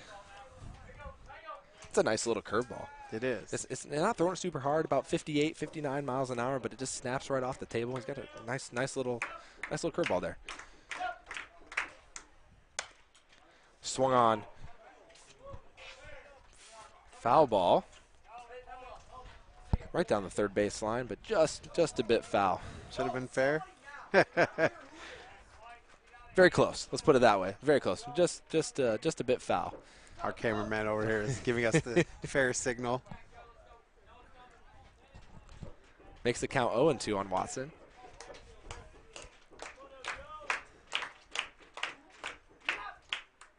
Curveball swung on, fouled back to the backstop. Count will stay at 0-2. Yeah, this is where you just want to foul until you get a pitch to your liking. Now sitting in an 0-2 hole here is Watson. 0-2 pitch. Another curveball hits him in the head. Good thing he's wearing a helmet. That's right. You heard it up here, plunk. It's an easy way to get on base. Yeah, give the Bears a 2-out base runner. See if the Bears can spark a 2-out rally here. Carter Dominic is up. He struck out his first time, but then he singled to the shortstop area.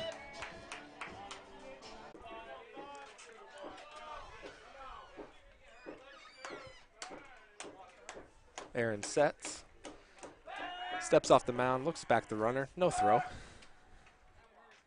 Watson back easily. I don't think Watson's much of a threat to run here. The pitch. Up high for ball 1.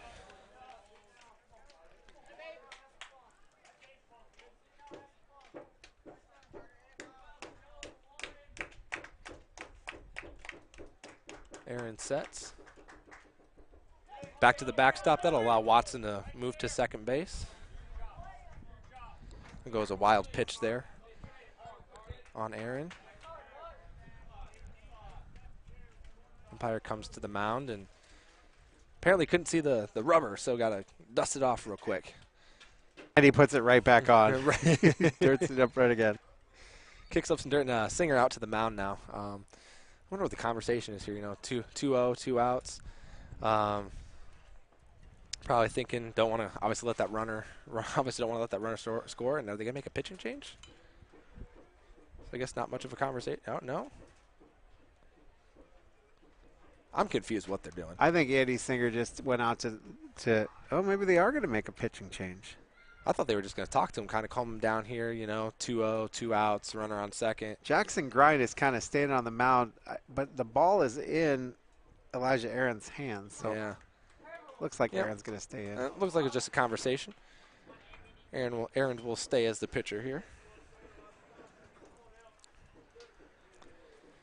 Again, the count is 2-0, 2 outs, with Joe Watson at second base and Carter Dominic up to bat. 6-5 Apaches. I think Steve Elwood had his book out to get the change yeah, made. He was There's getting no change. all ready for it. Nope, put it away. And the pitch. Swung on and missed, 2-1.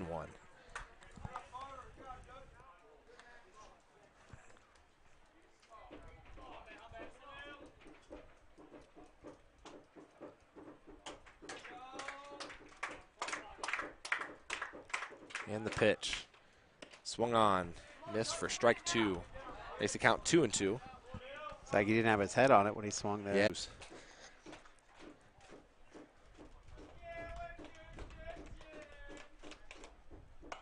Popped up. Short right field. Should be playable. Right fielder ranging over and makes the catch to end the inning. No runs, no hits, no errors. One left aboard. One left aboard. That'll leave the score at 6-5. Send it out. So we'll go to break. We'll be back here on the Golden Bear Sports Network. I'm Tom Turnbull of Oberlin Turnbull Funeral Home and Crematory. Family owned, family focused, celebrating our 100th anniversary, 2022. It's great working with family. The relationship we have with one another allows us to focus on your family and help guide you through the planning process. We focus in on your family's needs to make sure that everything is done the way that you and your family want. Right now, our family wants a Golden Bear victory. Oberlin Turnbull Funeral Home and Crematory. Family owned, family focused. I wanted to learn the skills to get ahead in my career. And thanks to Northwest State, I'm well on my way to a great job with a local company. NSCC is my community's college. Contact our advising center today or stop by.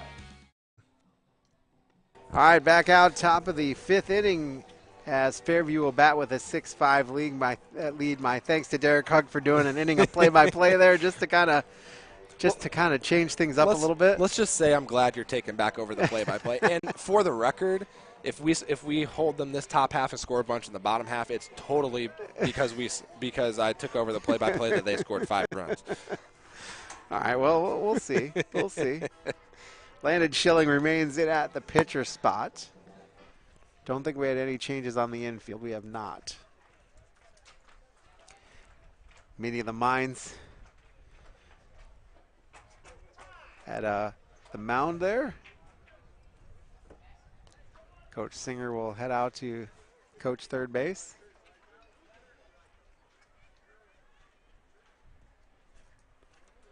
Is some activity going on in Fairview's bullpen. Yeah, it looks like grind. Yeah. Maybe that's why he's standing on the mound. Maybe he thought he was getting the ball last inning. I was going to say I would have been a little bit surprised not to see him here in this game. First pitch is in for a strike to Timbrook. He's 0 for 2. Line drive and ground out. Yeah, especially with their season. The season not over, but their playoff run over. Carter Dominic is warming up in the Bryan bullpen. I didn't expect we would see Carter today, but must be just a short bullpen. Probably definitely on a pitch count. Yeah, he's out there stretching right now. He may or may not come in. I mean, he's just getting loose. That is swung on. That'll be hit to left field. Coming in and making the grab is Colburn Miley. Yeah, nice play there by Colburn, ranging to his right and underneath it to make the play.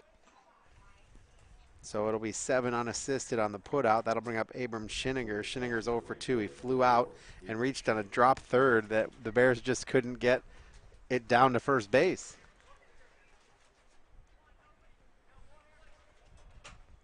Schilling's first pitch is swung on, and that'll go in as a base hit in the center field. Apaches now with 6 hits on the evening. That was a nice line drive there by the, I'm going to say, the second of the Schinningers. This will bring up the third of the Schinningers, Jude Schinninger. He is 1 for 1. He walked and singled to center field. For the Apaches, 6 runs on 6 hits, 2 errors, 5 left aboard. For the Golden Bears, 5 runs on 7 hits, 1 error, 6 left aboard. And when you look at this game and it's 6-5 and they have stranded 11 runners combined, you look at that and go, whoa. First pitch is down low. Yeah, so it could be even more high scoring than what it already is. Absolutely.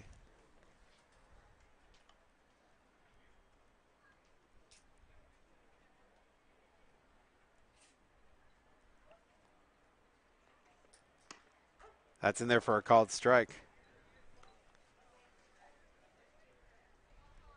After Schinninger, it'll be the pitcher, Elijah Aaron, who may or may not be the pitcher for a while. We shall see. He does look like he's in the on-deck circle right now.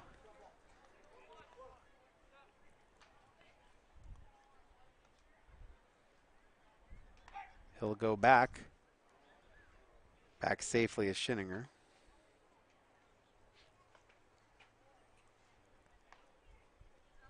This game was moving along and it really slowed down in that 4th inning. Yes, it did.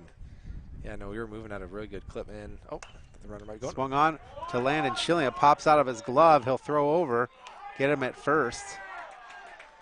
Good job, Schilling, reacting there. That was great reaction time and way to stick with that, make the play, and throw him out at first. That's a really close play and the right call, nonetheless. 1-3 on the putout. What happened where it hit Schilling hard in the glove, and it popped out of his glove, and he had to come back and get it. Yep, no, that was like I said, that was great. Yeah, popped right out of his glove, caromed off to the third base line, and threw him out at first. If they umpires talking about this one here, yeah, his foot was on the base and throw beat him. I mean, granted we're 120 feet or so away, but it looked like throw beat him. Fairview Apache fans weren't happy about this. Singer was not super happy, but. I think it was the right call from my vantage point, at least. Maybe my slightly biased opinion. They'll bring up Elijah Aaron, who's 1 for 2. He singled and reached on a fielder's choice. First pitch to him is a ball.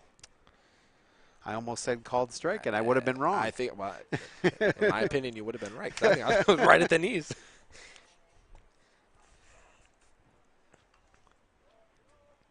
That is swung on. Little topper. This will be trouble. Kepler will come over and throw him out, and that'll do it. Nice job there. That's twice now that Kepler's had to make a running play behind the pitcher. And to end an inning, too. Those are great plays by Kepler. 5-3 on the putout. Quick inning for Fairview. No runs on 1 hit, no errors, 1 left aboard. And the bottom of the 5th inning. We're heading to the bottom of the 5th inning after this on the Golden Bear Sports Network. Here at the Williams County Veteran Service Office, our mission is plain and simple. We are here to serve our local Williams County veterans and their dependents. We are staffed with trained service officers who have the compassion and understanding to assist their fellow veterans in obtaining all federal and state benefits that they have earned. Additionally, we provide emergency financial assistance and transportation to VA medical centers. So if you're a veteran or a dependent of a veteran, stop in today and see how we can help you at the Williams County Veteran Service Office. An agency ready to help protect you. Back out on the Golden Bear Sports Network, 6-5 Fairview leads. They scored 5 runs there in the top of the 4th inning, and they stranded another base runner. Each team has stranded 6, and we're going to see Dylan Dominic, Lazarus Lane. Well, we're going to see Dylan Dominic and maybe Lazarus Lane, maybe Pels. Yep. And then maybe Collier-Ann. Maybe to be determined. TBD. Yes. We'll find out. Yeah, and that 4th inning is an inning. Obviously, you don't want to see that in any game, but again, we'll kind of say looking ahead because it's not a look ahead game, but it's a prep game, right? Yeah. You're prepping for Thursday, and you want to see that focus we talked about in pregame, and that's an inning. You know, quite frankly, obviously we can't have on Thursday. They put up a crooked number like that, and with their two-headed monster due to Shaw's injury, that could be a tough one to come back from. Not that you can't, obviously. Baseball's not over till the last out is made, of course, and last pitch is thrown. But it's an inning. You don't want to see crooked numbers like that. Yeah, absolutely. I'm going to check and see if Fairview has another game left. I think they actually might. Let's see.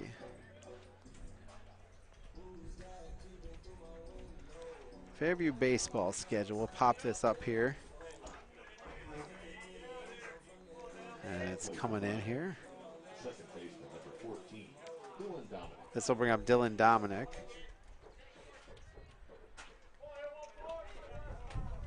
But we'll get it for you. It's not popping in very quickly.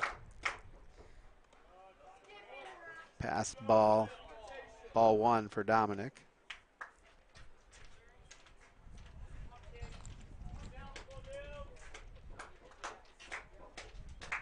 Dylan is backed away.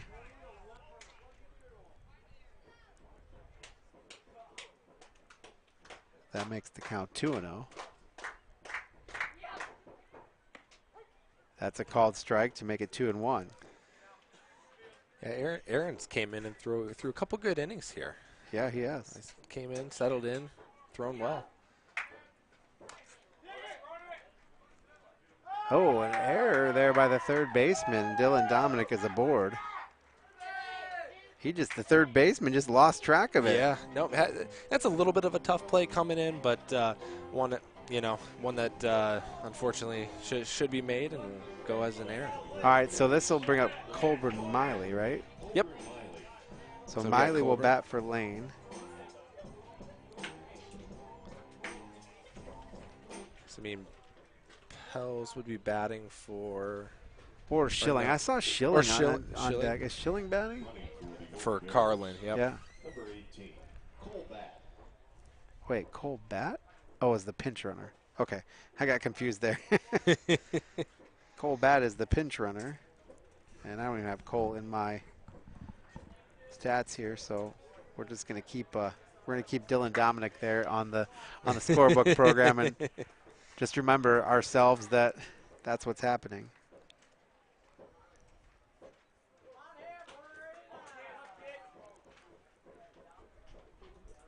Miley has not batted today. He has got a 0 batting average, but a 188 on-base percentage. He's scored 3 runs, walked 3 times. A tough one there. But look down and out there, but scoreboard reads 0-1. Try to go back to Dylan Dominic, or actually it is Cole Bat. We're just gonna call him Dylan all the way around the base. Sure, let's go for it. We'll keep it straight that way. That's right.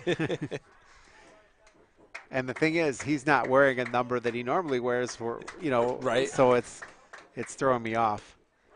That's down at the knees, called strike 2-0-2 on Miley. Yeah, that one. Miley's going, where the heck was this when I was pitching? Exactly. I mean, the first pitch was down about at his ankles, and the second one was 6 inches off the plate, and he's like, Would have been nice. Walks I had. Would have been nice to get those calls. High ball 1 and 2. Again, I just like consistency. Yep, I understand. That's all I ask. I understand. Just be consistent.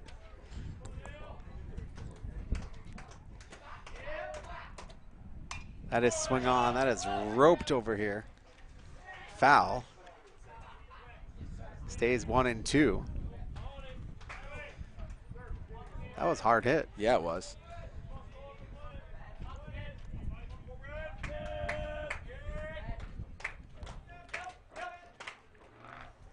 Oh, swing and miss. Miley goes down swinging. 1 down, bottom of the 5th inning. This brings up Landon Schilling, who is batting in the place of Cole Urant. Schilling, your pitcher of record right now. Wind's starting to pick up a little bit. It is here. blowing towards us. So 1 down. Cole Bat is the runner at first. First pitch to Schilling is a ball. I thought he was going to put the arm up there for a strike. Yeah, I think he really thought about it.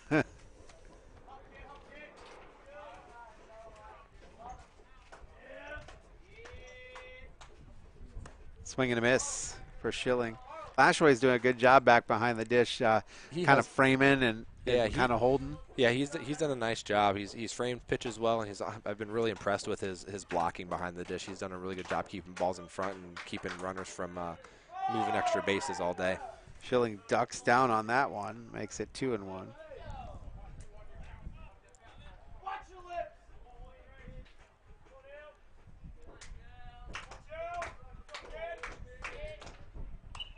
That is fouled back. 2-2 now.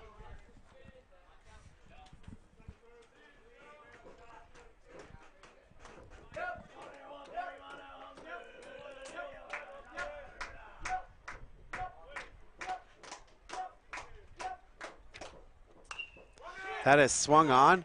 Over to shortstop, over to second for one out. Quickly gets the second out. Double play to end the inning.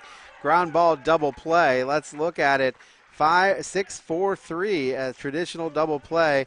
Dominic was out at second. And there we go. Quickly 6-4-3. 0 runs, 0 hits, 1 error, 0 left aboard. It is 6-5 as we head to the top of the 6th inning. If you want a quality education that leads to great career opportunities in manufacturing, Northwest State is your community's college.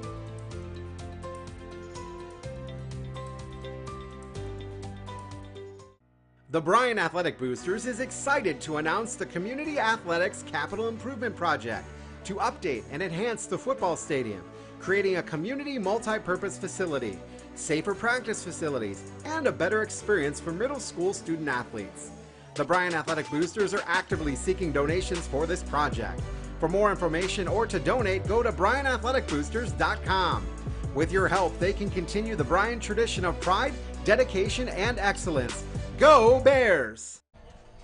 Back out at Sumter Field, it is 6-5 in favor of Fairview. Just announced at the break there that the winner of the 50-50 was the young lady from Fairview. I think her name, let me pull it up here, Emma Hesselschwart. She won the 50-50. I believe it was $400-ish, and she donated the whole thing back to Diabetes Youth Services. Which is just awesome. You know, just so cool.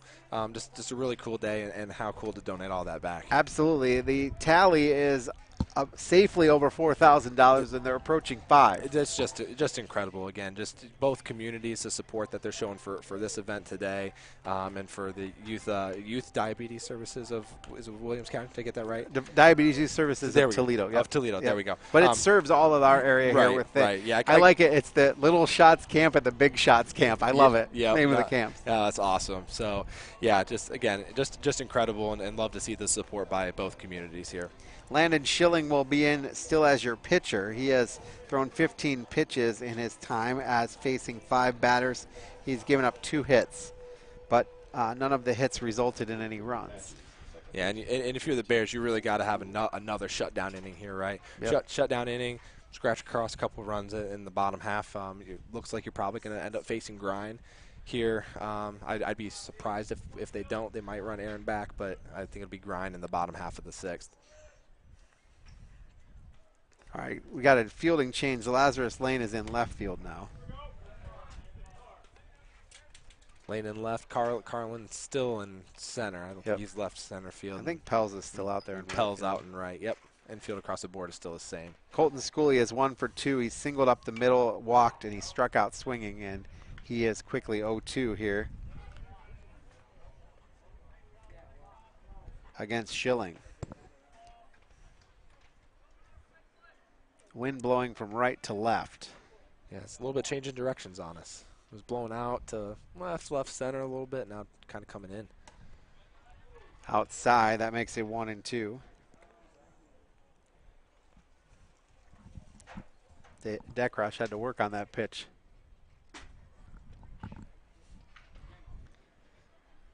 Went left. That is swung on. That is roped to right field. Coming over and making the grab is Pels. That's a good read there by Pels. That's a ball. It's a sinking line drive there. Hard hit ball, but good read on it and made a nice play out in right field. 9 on the put out unassisted. That'll bring up Brevin Williams. And Williams is 0 for 2. He's flown out twice. He went once to the catcher, once to the second baseman, and he also walked in that inning where they scored the runs.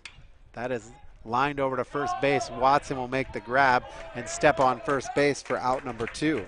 Yeah, some good glove work there by Joey Watson. Tough. That ball smoked down the right field line or the first base line, and way to snare it and make a nice play there at first. So 2 down now. 6-5. Fairview leads here in the top of the 6th inning. Want to thank Welling Construction, a third-generation family-owned general contractor. We specialize and pride ourselves in building quality custom homes, major renovation projects, and commercial work. Your vision, our expertise. Contact us at 419-636-3712. Welling Construction sponsoring our strikeouts, and I'm reading that right now because there haven't been that many of those. I was going to say, yeah. So, how many have we had? Only a handful, maybe? I don't know that we've had more than two. Two? So was it just? I think so. Just Kepler's too. I think so. Let's see. I'll look at the. We've had a couple. Maybe we've had a couple. Maybe we've had a couple more. But I remember those two at least. But sorry, Jace. We've had 7. 7 doesn't feel that many. It does not. I thought we only had 3 or 4. That's fouled back. I don't like to read the Welling Construction strikeout when we strike out. You know what I mean? Yeah, I'd like to read it when the opponent strikes out, but they've only had 2, so that's maybe what I was thinking. I knew I had 2 opportunities to read it, and I just thought I'd read it here. 2-1. Wait, did he say 2-1 or 1-2? That doesn't matter. His line in the center field. He'll be aboard. Lashaway. That's a good piece of hitting there by Lashaway. That is, and it was a pretty hard line drive. So yes, it was. That brings up Eli Schinninger. Schinninger is 1 for 2. He's flown out to Jace Kepler. He lined a single to right field, and then he walked as well. He walked in that inning where there was a lot of walks given up.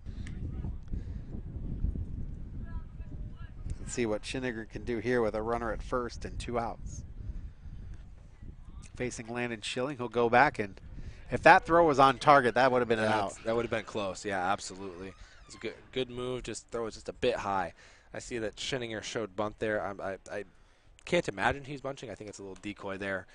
Maybe get Lashaway down to second. Showing again. Runner goes. Throw down. Good throw. And just too far. Nice throw, but Heward couldn't grab. Yeah, actually, Dylan Dominic couldn't grab it. Yeah, just pulled him away from the base just a little bit too much. Strike call.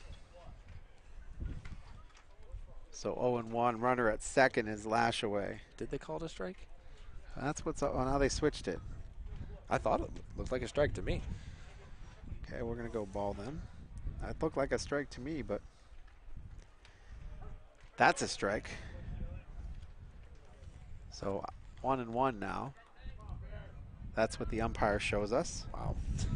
That's all I got to say is wow.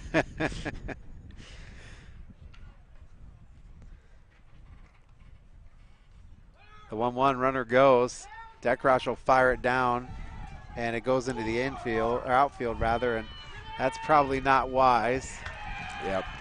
To throw it down there. Yeah, that's because Lashaway was going. That's a tough one there. He had a really good jump, and then as a catcher, that's a really tough ball to throw on. That ball pulled you up and away to try to get that and try to kind of force it out when you may be safe anyways. Even on a good ball to throw on, that's a tough one to throw, and you got to eat that one and live to see another out. So now it's 7-5. Base is empty. Schinninger has a 1-1 count. 2 down here, top of the 6th inning. Fairview leads 7-5 now. That is high. Makes it 2-1.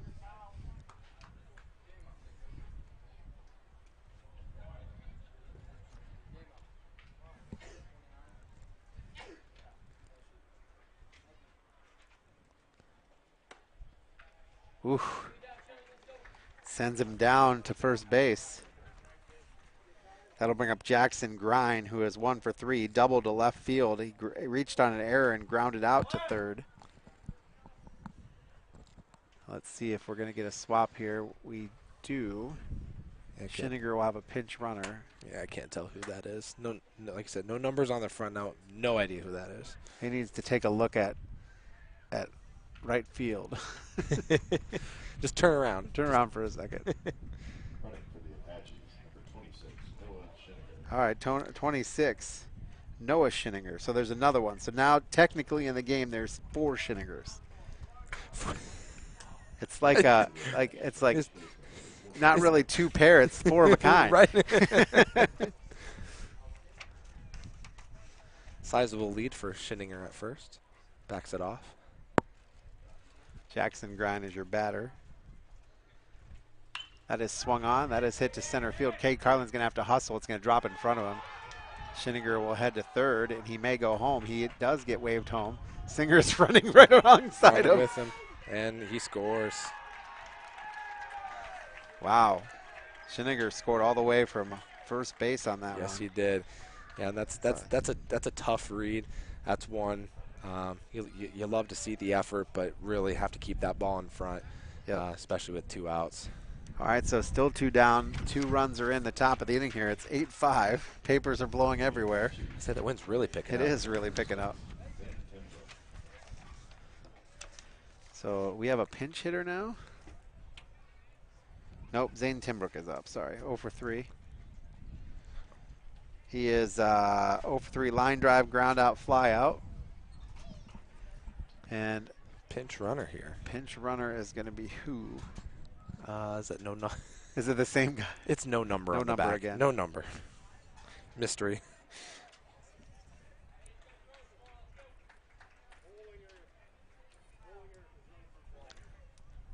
Okay, courtesy runner is.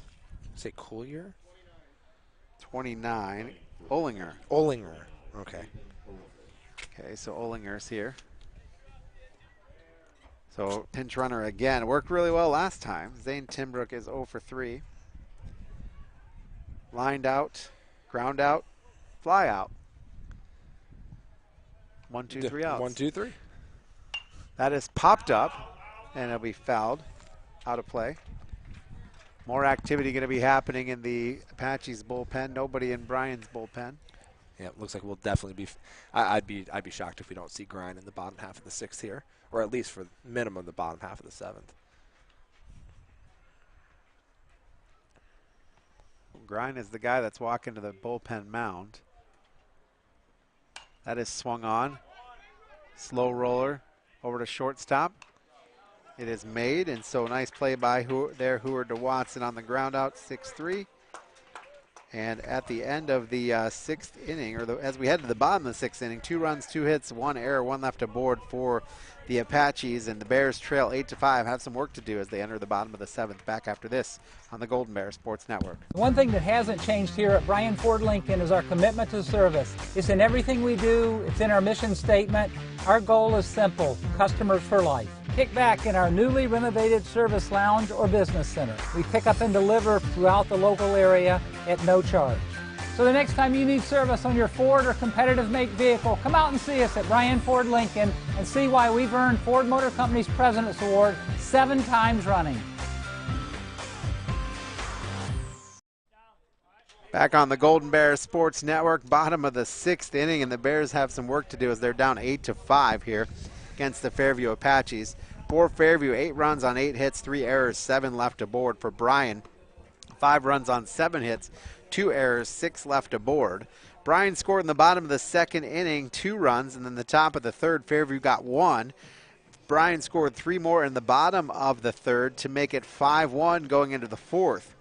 Fairview then got 4 in the top of the 5th inning, and Bryan has been shut out in the bottom of the 5th. Fairview got, or bottom of the 4th, Fairview and Bryan no score in the 5th, and then in the top of the 6th, Fairview scored 2 more to make it 8-5 and pad their lead just a little bit. Yep, no, those are 2 huge insurance run. A few of the Apaches, and now you see Jackson Bryan coming into pitch here. This will be really good prep for the Bears heading into Thursday. The guy that throws a little bit harder on the mound is what you're going to see on Thursday. So this will be some, like I said, a good test for the Bears here. Jackson Bryan is 2-3 on the season. His ERA is 2.35. He's got the lowest ERA. Well, Aaron is a 2.10, but an ERA sub 3. And he's walked 27, struck out 65, gave up 35 hits, hit 2 batsmen. So out of the 33 runs he's given up, though, only 15 were earned. Just half of them. So, I mean, that's when you look at an ERA like that, you know, you've got a low ERA, but then you've got 3 losses on the season, and that's why. Yep, and that shows. It seems like the defense behind him, obviously, you know, making some errors and things like that with only 15 earned runs out of 33. So and again, with 65 strikeouts in 44 innings, he's a high strikeout guy. He throws well. Cade Carlin up to bat. First pitch to him is a called strike. Yep, running up there about, well, that last pitch was 87 miles an hour. So, again, good test for the Bears here heading into Thursday. If the Bears can catch up to it, though, they make him supply the power. That one bounces. Absolutely. Yeah, this is where we're going to have short, compact strokes, short, compact swings, and short to the baseball, and just let him supply that power.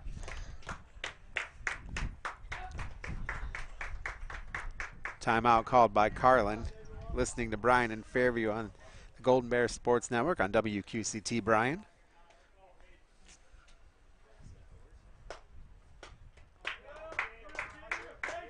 The pitch. Ooh, did it get him? No, like it just spun him away. Spun out of the way. 2-1 on Carlin now.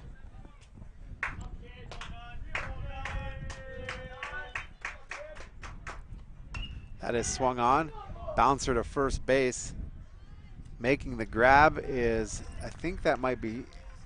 Is that That is Schinninger. Schinninger at first. I'm just going to say Schinninger because there's a good chance it's probably I'll a Schinninger. Right. Now, just to give you a little bit of background here, and we see this a lot during basketball as well, but currently right now we've got Eli Schinninger at first, Jude Schinninger at third, and I can't identify the shortstop. I think that might be Aaron may have gone back to short. And that has popped up. Kepler foul out of play. Yeah, you like to see Jay's first pitch. Well, yeah, first pitch swinging there. Yeah. Let's say scoreboard had me fooled for a second. I thought that was the first pitch. First pitch swing, an aggressive approach. That's what you want to have against guys like Bryan. One down, bottom of the 6th inning. Bears trail 8-5 on the main stop scoreboard. Main stop's open when you need them. You're always near main stop. Don't forget about Thirsty Thursday every Thursday. Main stops of Northwest Ohio. That is swung on. That'll get through the gap between short and third. And Jace Kepler is aboard. He is now 2 for 4. Yeah, that's a great swing there by Kepler. Aggressive from the jump and got a pitch to his liking and roped that one through the left side for a base hit. This will bring up Noah Heward. I think that's the approach. If you're the Bears going into these last 2 ABs for you in this game and into Thursday, I think you gotta hunt the fastball against guys that throw hard. Take their fastball away just like that. And there's Heward that'll pop one into center field. And then once you're on that fastball, then their off speed becomes a little bit less effective because you're on the fastball, and then you can adjust to that off speed much more easily or easier than if you're, I say, constantly off balance, because then that 88 looks a lot harder. Tayson Deckrosh will check in. He is 1 for 2. He singled, walked, and struck out swinging. Runners at first and second. One down here, bottom of the 6th inning. Bears trail by 3.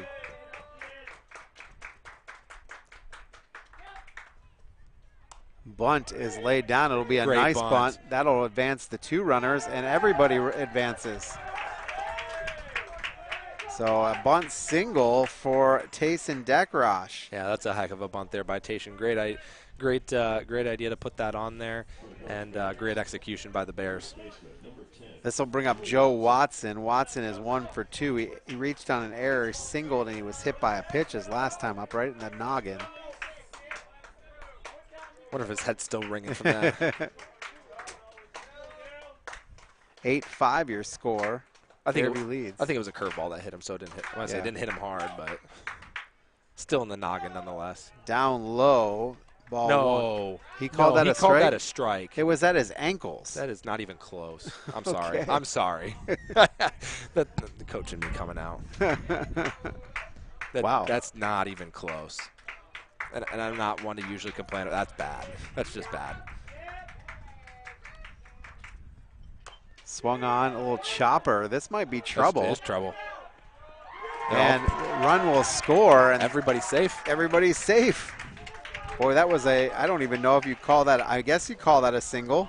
Single, so it's a good old swing and bunt. Didn't make a play anywhere. That was a great. So one of the runs is in. 8-6 now.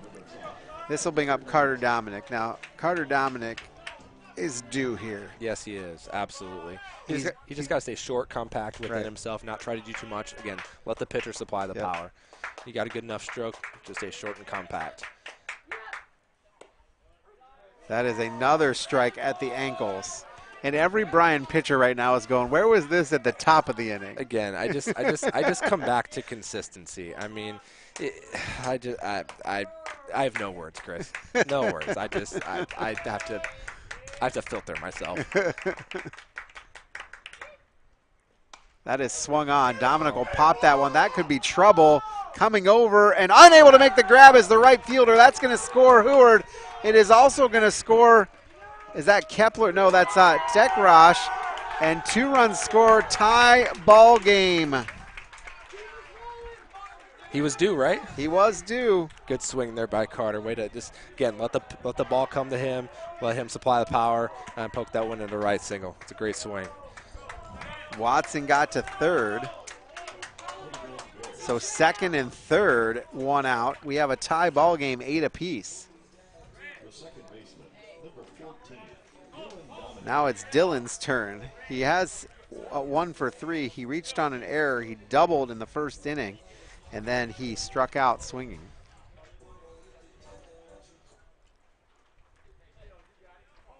Lashaway goes out to talk to his pitcher, Jackson Grine. There still is a whole lot of green grass in center field. Yes, there is. Right in that right center gap. They're playing him all to pull here. I would love to hit that right center gap right over the second baseman's head.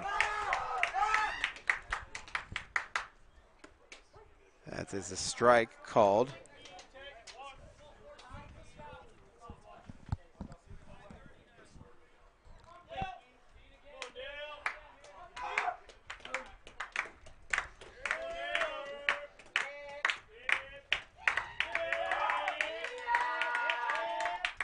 Now he shows bunt and he'll foul it back, so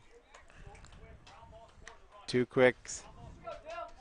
There's 1 down. A ground ball, as Coach Walker says, a ground ball scores a run, especially a ground ball that's hit on the right side. Exactly. Well, an interesting move here by Fairview, actually. Tie ball game, bottom of the 6th, and the infield is back.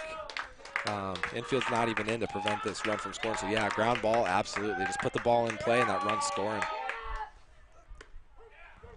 Called strike 3 on the outside corner. Dylan's got 2 of those today. Yeah. That'll bring up Lazarus Lane, who is back in right field. Oh no, he was in left field. They moved him. So it is 8-8, bottom of the 6th inning, 2 outs.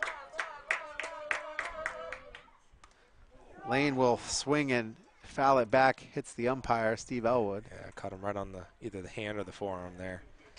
That one had to hurt. Yes, it did. I could hear that up here. Yeah. So timeout is called by the catcher. Again, we've talked about this before, that when you've got a situation where the umpire gets hurt, the catcher immediately calls timeout and go to the pitcher, and then when the catcher gets hit, you clean the plate. Yep, absolutely. Take enough time, make sure you're good, feeling better, and get back behind the dish. But Alyssa, the trainer, is out taking a look right now. Yeah, got that right on the hand. Oh, I was gonna say, I think I could see. I think you can see where it hit him on the forearm. That is his. I saw a little strike red mark. hand. Yeah. Maybe he won't be able to call. I was just gonna say no more of the low strikes at least, right? Let's see. Hopefully Steve is okay. Definitely stings.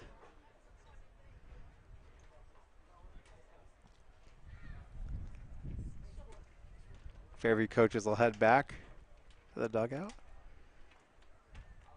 Trainer will head back out. Coach Walker will head back to third base. 2 down here. Bottom of the 6th inning. We have a tie ball game, 8-8 on the main stop scoreboard. Lazarus Lane has 1 strike count on him. Fouled it back right to the umpire.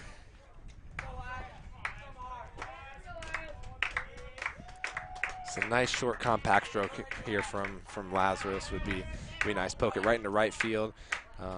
Let's score 2.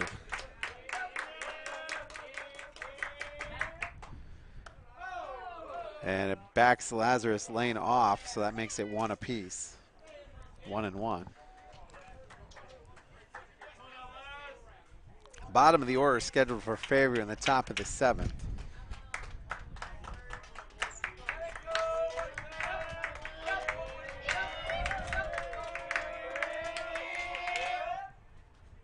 High, and that may actually score a run. He's coming home. He's safe. He slides under the tag. Joe Watson. that was a heck of a read. That was a heck of a read right there. That's a really tough read as a runner on third. That ball goes to the first base side behind the catcher. It's tough to see how far it goes away. That's a heck of a read and a great slide there to slide in ahead of the throw. So now the Bears lead 9-8. Lane has a 2-1 count. I think they forgot to put that other ball up. Yeah, I think it's 2-1.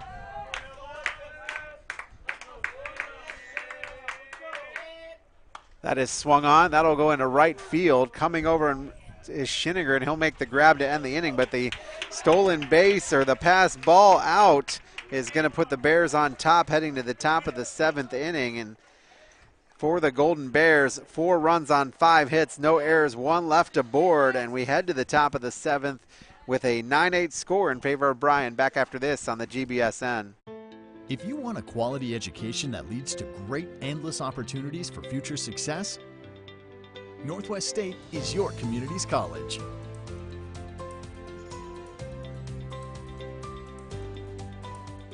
Bryan Parks and Rec invites you to Fountain City Amphitheater for a summer of amazing free shows. We have something for everyone like Comedy Under the Stars, the Toledo Symphony Quintet, the historic Bryan City Band, Rock the Night Away with She Will Rock You, enjoy a comedic percussion show with buckets and boards, local music, family craft nights, yoga, and worship at the Amp. Let Bryan entertain you. View the full summer lineup and learn how to make a donation to the Amp at cityofbryan.com/FC Amphitheater. Coming in heating. Well, the Golden Bears squeezed a run in. Yes, they did. In that inning. Actually, they picked up 4 runs in the bottom of the 6th, but none more important than the one that Joe Watson heads up base running on the third base after a short pass ball. Wasn't that big at all. Slid under a tag from Jackson Grine, and the Bears now lead 9-8 here at the top of the 7th inning, and it'll be the bottom of the order. Abram Schinniger, Jude Schinniger, and Elijah Arendt here in the bottom or the top of the 7th inning. Main stop scoreboard shows 9-8. Main stop's open when you need them. You're always near a main stop. Don't forget about Thirsty Thursday every Thursday. Want to also thank Yoder Mechanical and Custom Fabrications. Didn't get a chance to read this at the end of that inning there, but they sponsor our stolen bases. And you can call Yoder Mechanical and Custom Fabrications for all your mechanical piping needs at 419-519-3111. I guess technically it wasn't a stolen base, it was a pass ball, but we still thank them for their sponsorship. Absolutely. No, and that's a huge inning for the Bears. You know, show some resiliency, right? You go down, you're up 5-1. You let up 7 unanswered runs to go down 8-5, and then you battle back, get 4. That's shown good resiliency and good resolve as a team. That's fantastic. Schinniger is 1 for 3. He flew out. He got on a drop third, and then he singled to left center field, and first pitch to him is a ball. That is swung on. That'll be lined out by Dylan Dominic. Nice catch there by the second baseman for a quick out. 4 unassisted on the putout. And that'll bring up Jude Schinniger, the third baseman. Yeah, it looks like we still got Carter down. Well, Carter's coming in. No, he's staying out there now. Okay. He couldn't decide what he was going to do. Is he coming in, staying out there? I don't know, just in case Schilling runs into trouble here.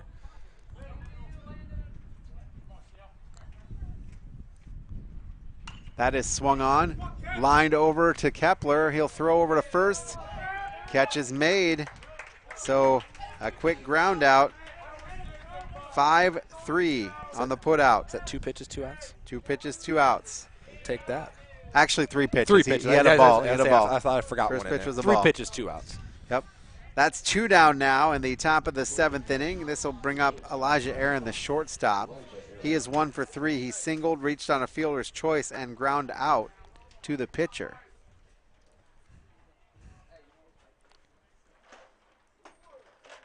Working against Schilling. That is swung on. Chopper, foul, third base side, strike 1.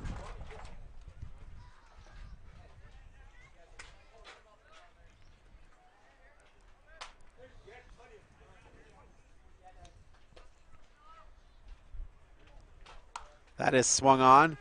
This might be trouble, and it is foul out, so no trouble. It kind of carried out into right field. Yeah, had a little bit of hook to it and just hooked foul, thank goodness. That might have been a single had it not hooked. Yeah, absolutely. I think I would have dropped in.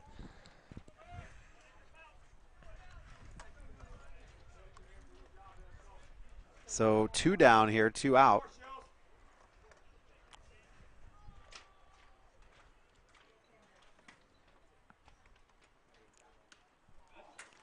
Ball outside.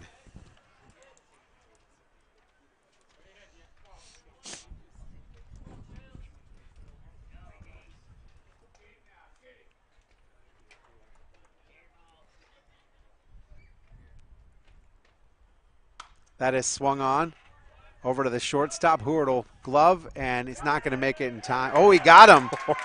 Wow. So ground out to Heward. 6-3 on the putout, and the Golden Bears victorious here as they defeat the Fairview Apaches. Going to take this timeout. We're going to head to our post-game show and come back with more after this on the Golden Bear Sports Network. I'm Tom Turnbull of Oberlin Turnbull Funeral Home and Crematory.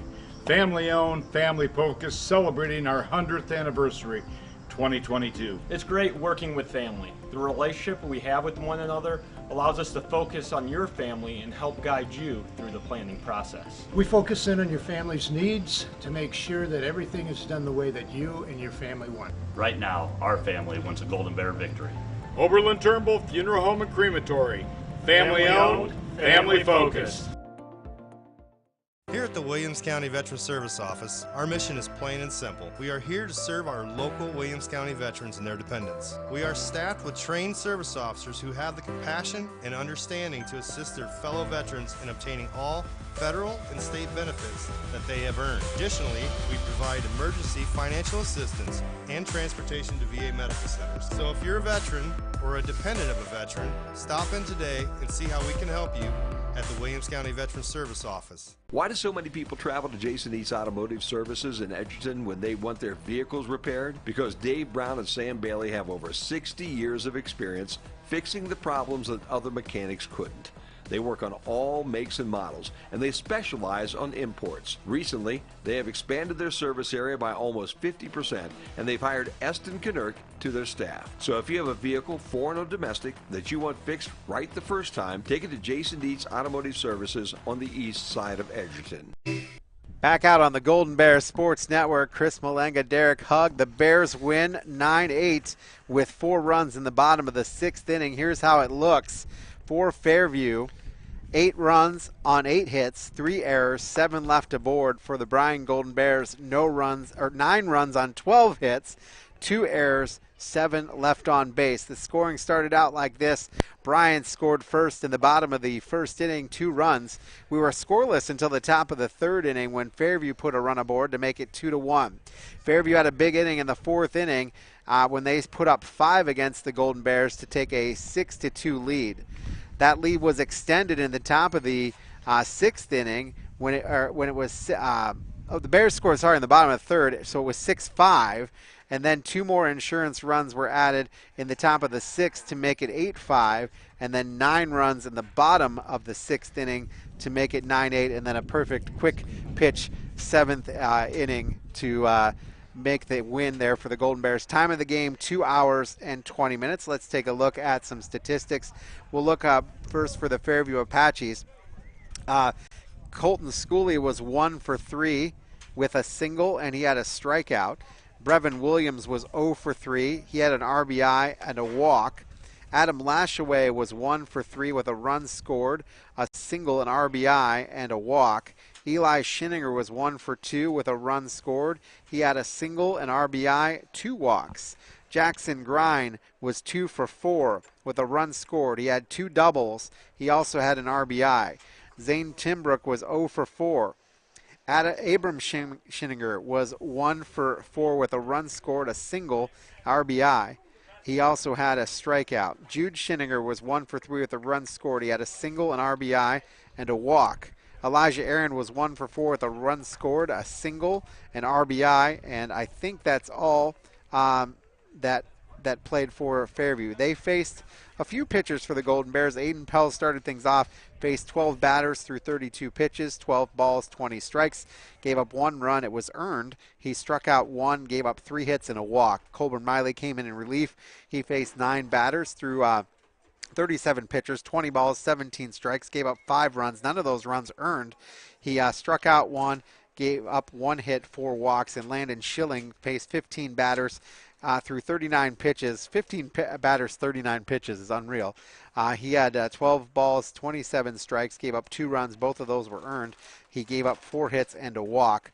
Let's take a look at for the Golden Bears. Jace Kepler was 2 for 4 with a single, a double. He had 2 strikeouts as well. Noah Heward was 2 for 4 with 2 runs scored.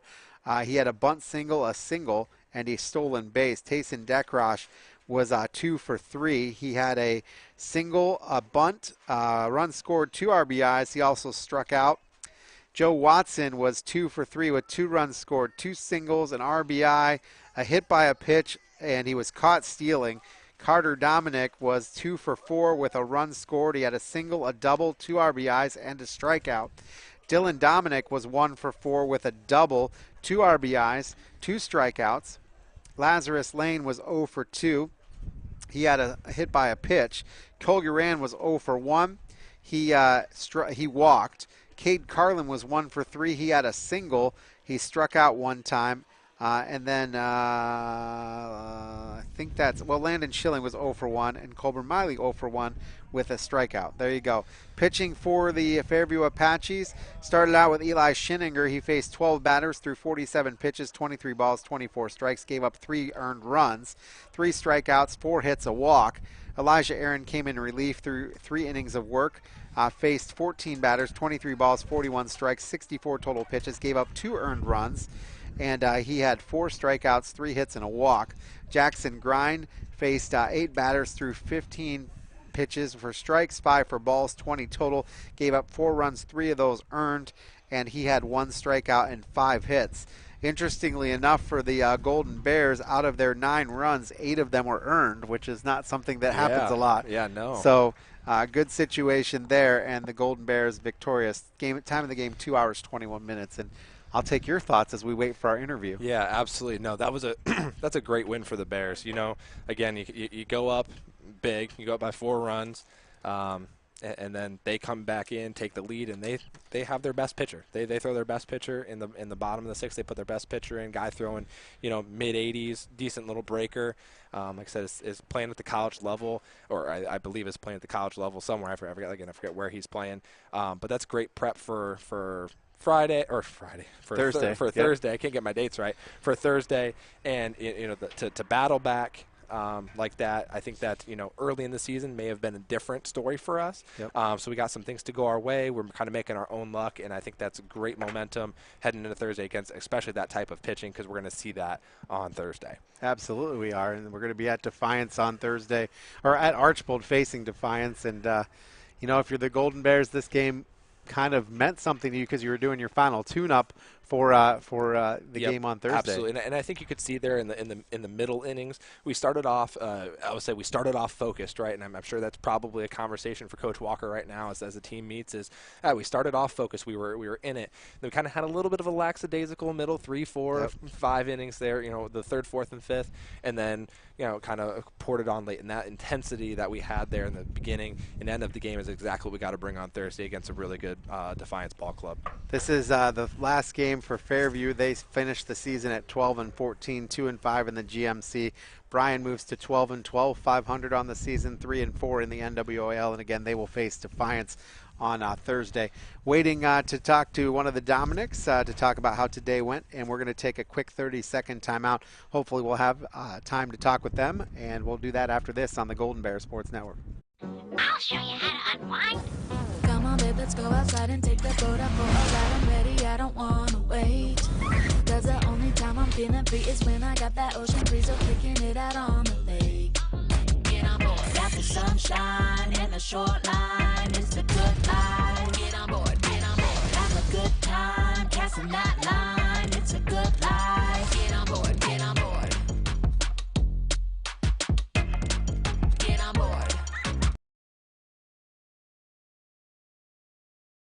Text and meet up with a friend you haven't seen in forever. Hi. Oh, hey. Text and complain that they're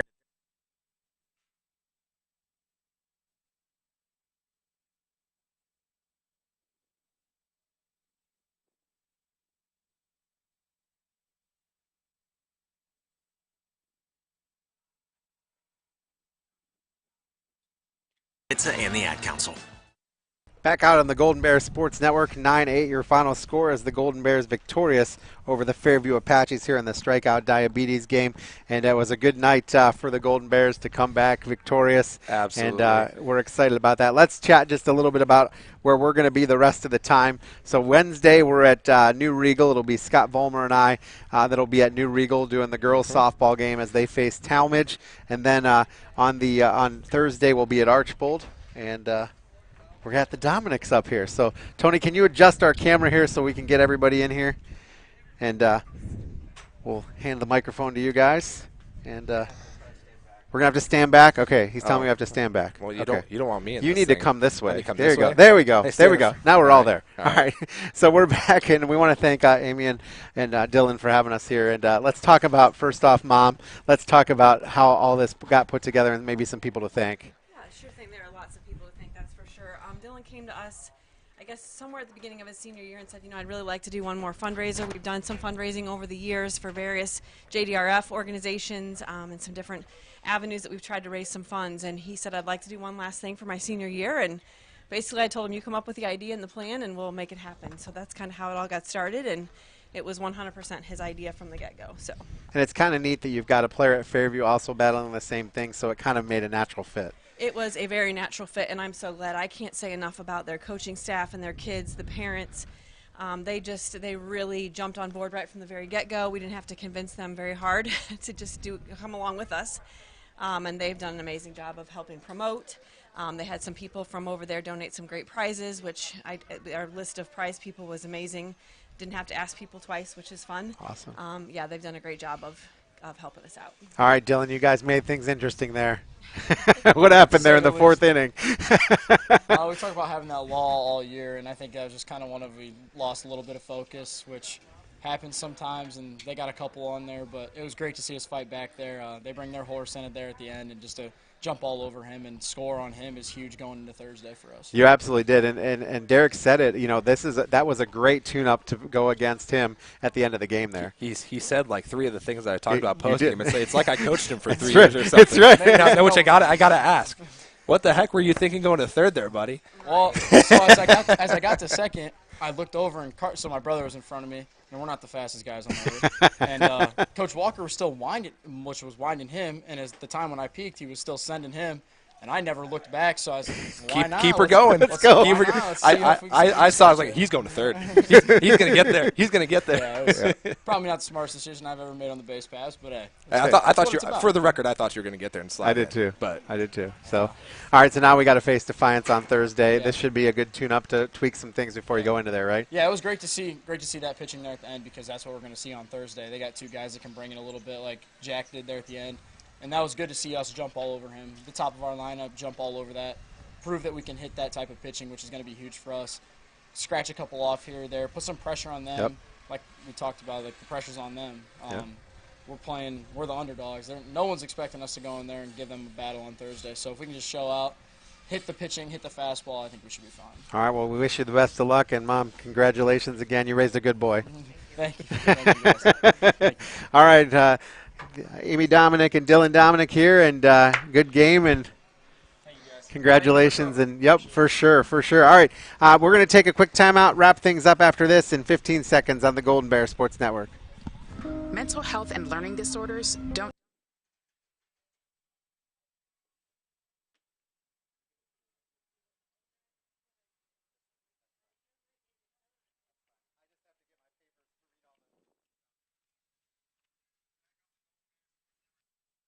The Golden Bears defeat the Fairview Apaches. That was a good game. Yeah, it was a great game. Like I said, good to see the Golden Bears come away with a victory and positive momentum heading into Thursday. Absolutely. Well, I thank you for doing that, filling in an inning for play-by-play as well.